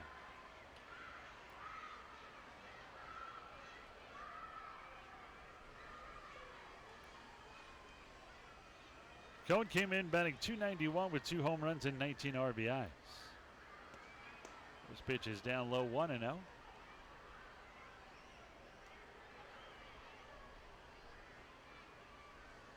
You got summer vacation plans with the family? There is no such thing. It's just no summer or no plans. it's just or no money. Well, yeah, you've kind of found the crux of it, but it's youth baseball or softball at some point. So this happens to be an in-town baseball weekend, which is extremely rare, but an out-of-town softball weekend. This one is hit high in the air to left field. Oliveira going back. The wind's got a hold of this one, and it's gone into the picnic area. A 2-run homer. It is now a 9-4 lead.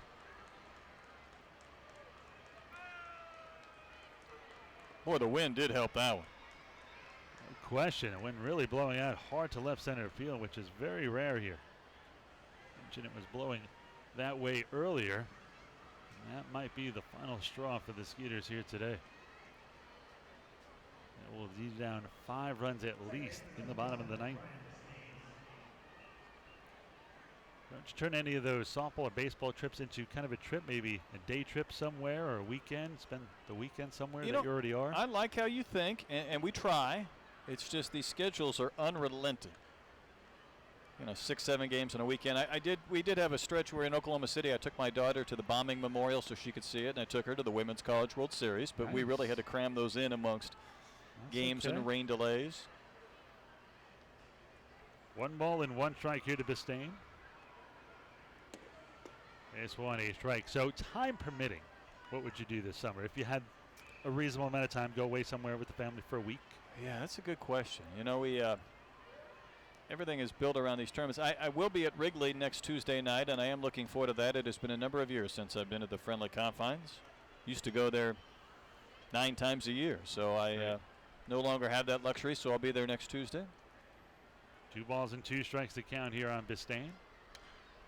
This one is hit toward short. Aarons has it. He'll fire it to first, and there is out number 1, 6-3 on the putout.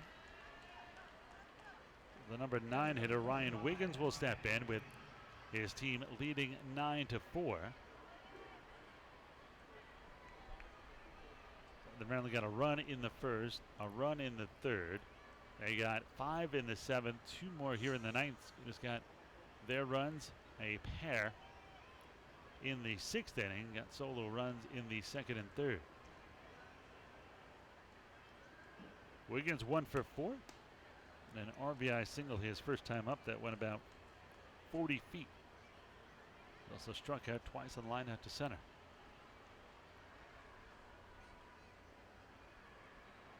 The 1-0, this one in the dirt. Rodriguez scoops it out cleanly, 2-0.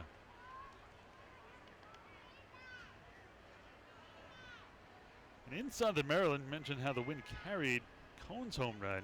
You hit it in the air to left field in Southern Maryland, it is going to go pretty much every time. Ground ball again here to Aarons. The shortstop will fire it to first. 2 straight 6-3 outs. 2 outs, none on, 2 in. A 5-run lead here for the Blue Crabs, 9-4 as we go back to the top of the order with Jose Lozada. Lozada has walked twice, including last time up. He has also struck out, grounded out, and reached on an error, so he is 0 for 3. He's also stolen 2 bases and scored 2 runs. Switch hitter will bat here from the left side. So you got a top 3 destination. I'm giving you 1 week off from everything. Well, I've been stuck on 49 states forever. And really? What's number 50? I can't get to the one that I can't drive to, yes, or float to. So there are planes in this day and age. I understand. That would require a commitment that I'm not probably not going to make. So I've been disappointed I haven't been able to click that odometer over to 50. This one is sky down the left side. Will this stay in play? No. So let's say a reasonable trip, reasonable amount of money. Big Hawaii expensive trip. Gotcha. 1 week. The kids have off from baseball and softball. Oh, I got to take the kids? Not necessarily. Okay. At least you and the wife. I think whenever I get a chance to get to California, see San Diego, LA. Yeah, that's great. Bay Area. Hard to beat that. The 0-2 here from Gleason. He winds and fires, and this one is served into left field. Oliveira, that ball carrying on him again, reaches up and brings it down, going towards the wall in left. So the first 2 reach, a double and a home run by Cohn, and then the next 3 in a row by Gleason. Bottom of the 9th when we come back. Skeeters have 3 outs to work with. They're down 5-9-4.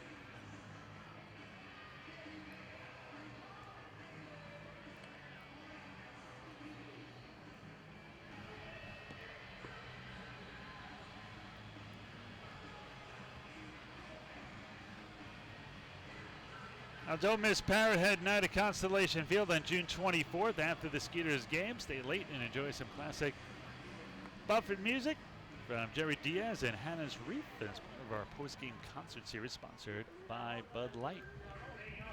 The last chance for the Skeeters, bottom of the ninth here. It'll be 9-1-2. One of the few bright spots in this game for the Skeeters, Derek Miller homered in his first at bat, his fourth of the season. He's also walked and grounded out to short. It'll be 9-1-2. Derek Miller, Josh Prince, Anthony Jansanti. Skeeters trailing 9-4 here in the bottom of the ninth.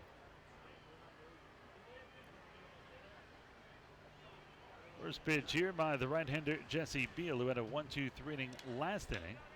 One hit to the left side. Diving stab by Lozada. The third baseman gets up, throws it to first for out number one.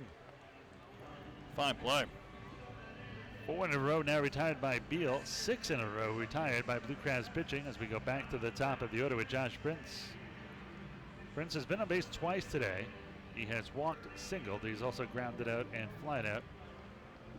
1 for 3 officially. Beal has now thrown 10 pitches, 9 of them for strikes. Righty-righty matchup here. First pitch by the right-hander Beal to Prince. He is low 1-0. Prince came in at 254, 3 home runs, 21 RBIs.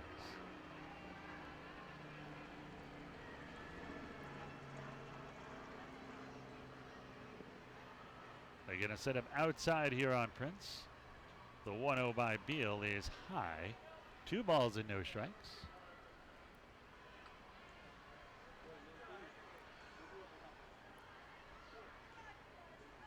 Nine runs on 11 hits for the Blue Crabs. 4 runs on 6 for the Skeeters.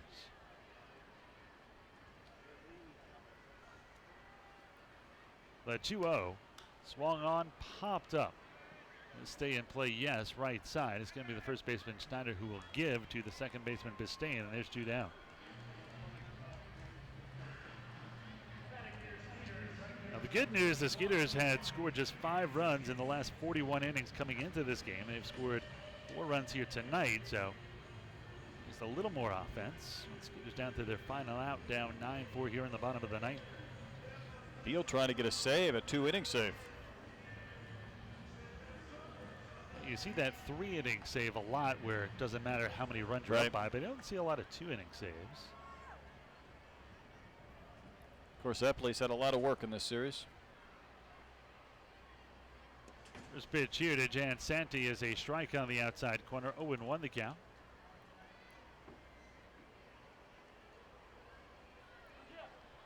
If he picks up the save, it would be his first of the year.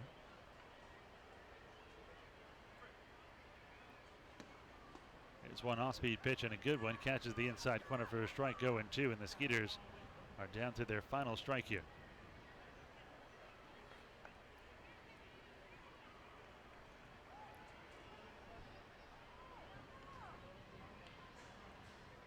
The 0-2 from Beal.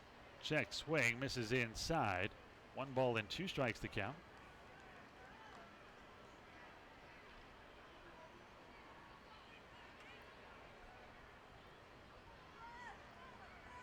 Beal back to the top of the hill. They will set up away here on Jansanti, and the 1-2. Swollen and foul back and out of play. Count remains 1 ball and 2 strikes on the Skeeters' right-handed hitting right fielder Anthony Jansanti. 7 in a row now retired by Blue Crabs pitching. 5 of them by Beal. Should have a stat for perfect saves. You know runners. I like that. You might be onto something. Clean save. Clean saves. There we go. 1-2 is a slow grounder to the third. It's going to be a tough play about the third baseman Lozada. Barehands it, throws to first. That went in the dirt, but even if that was clean, it would have been a base hit for Jansanti anyway. No clean save for Beal. I think that has some merit to it. The amount of times you get in trouble when you come in and the amount of times where you mow through a order. Well, Skeeter's still alive here, down 5, 9-4 in the bottom of the ninth. 2 outs, 1 on. Travis Scott will step in. He's 0 for 2 with 2 walks. is fouled out and flied out. I'll tell you the one stat I'm glad they got rid of, and I hated it, only because it might have been a good stat if they had been kept right. First pitch here to Scott. There goes Jan Santi. That'll be a defensive indifference, no steal. Was the game-winning RBIs. Yes. Because it was done so terribly, because if you put your team up 1-0 in the first and the score went back and forth 15 times, you got credit for the game-winning RBI, not the guy who put his team ahead for good, which is the way it should have been done. If it went back and forth, if it was 1-0 and then the team jumped out to an 8-0 lead and ended up winning 8-7, that 1-0 RBI would be the game-winning RBI. But if it changed, yes, that's teams, the part I had a problem with.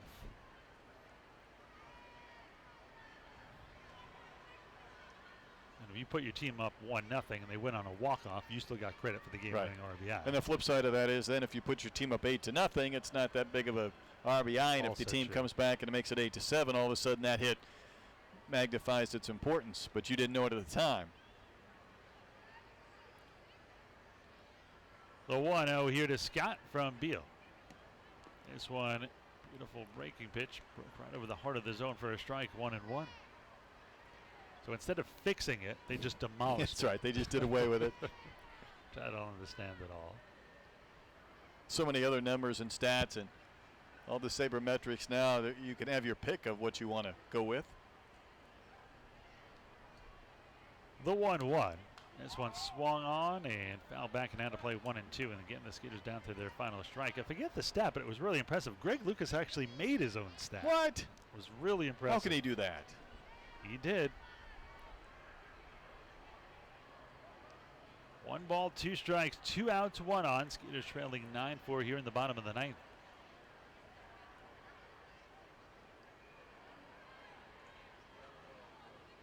Beal has nothing in the world to worry about. Up 5, taking forever between pitches here. They set up outside the 1-2. Swollen and hits a first. This may do it. Schneider behind first from the grasp will shovel it to Beal, and that's the game on a 3-1 putout that ends it. Final numbers look like this: 9 runs, 11 hits, and no errors for the Blue Crabs. 4 runs, 7 hits, and a trio of errors for the Skeeters as they drop 5 in a row and 5-6 in this series to the Blue Crabs. We're going to take a break. We'll come back. We'll give you all the highlights, final numbers, preview the first game in New Britain as the Skeeters head out on the road on Friday, and give you the final numbers. All that and more. We'll return on the Skeeters post-game show in a moment.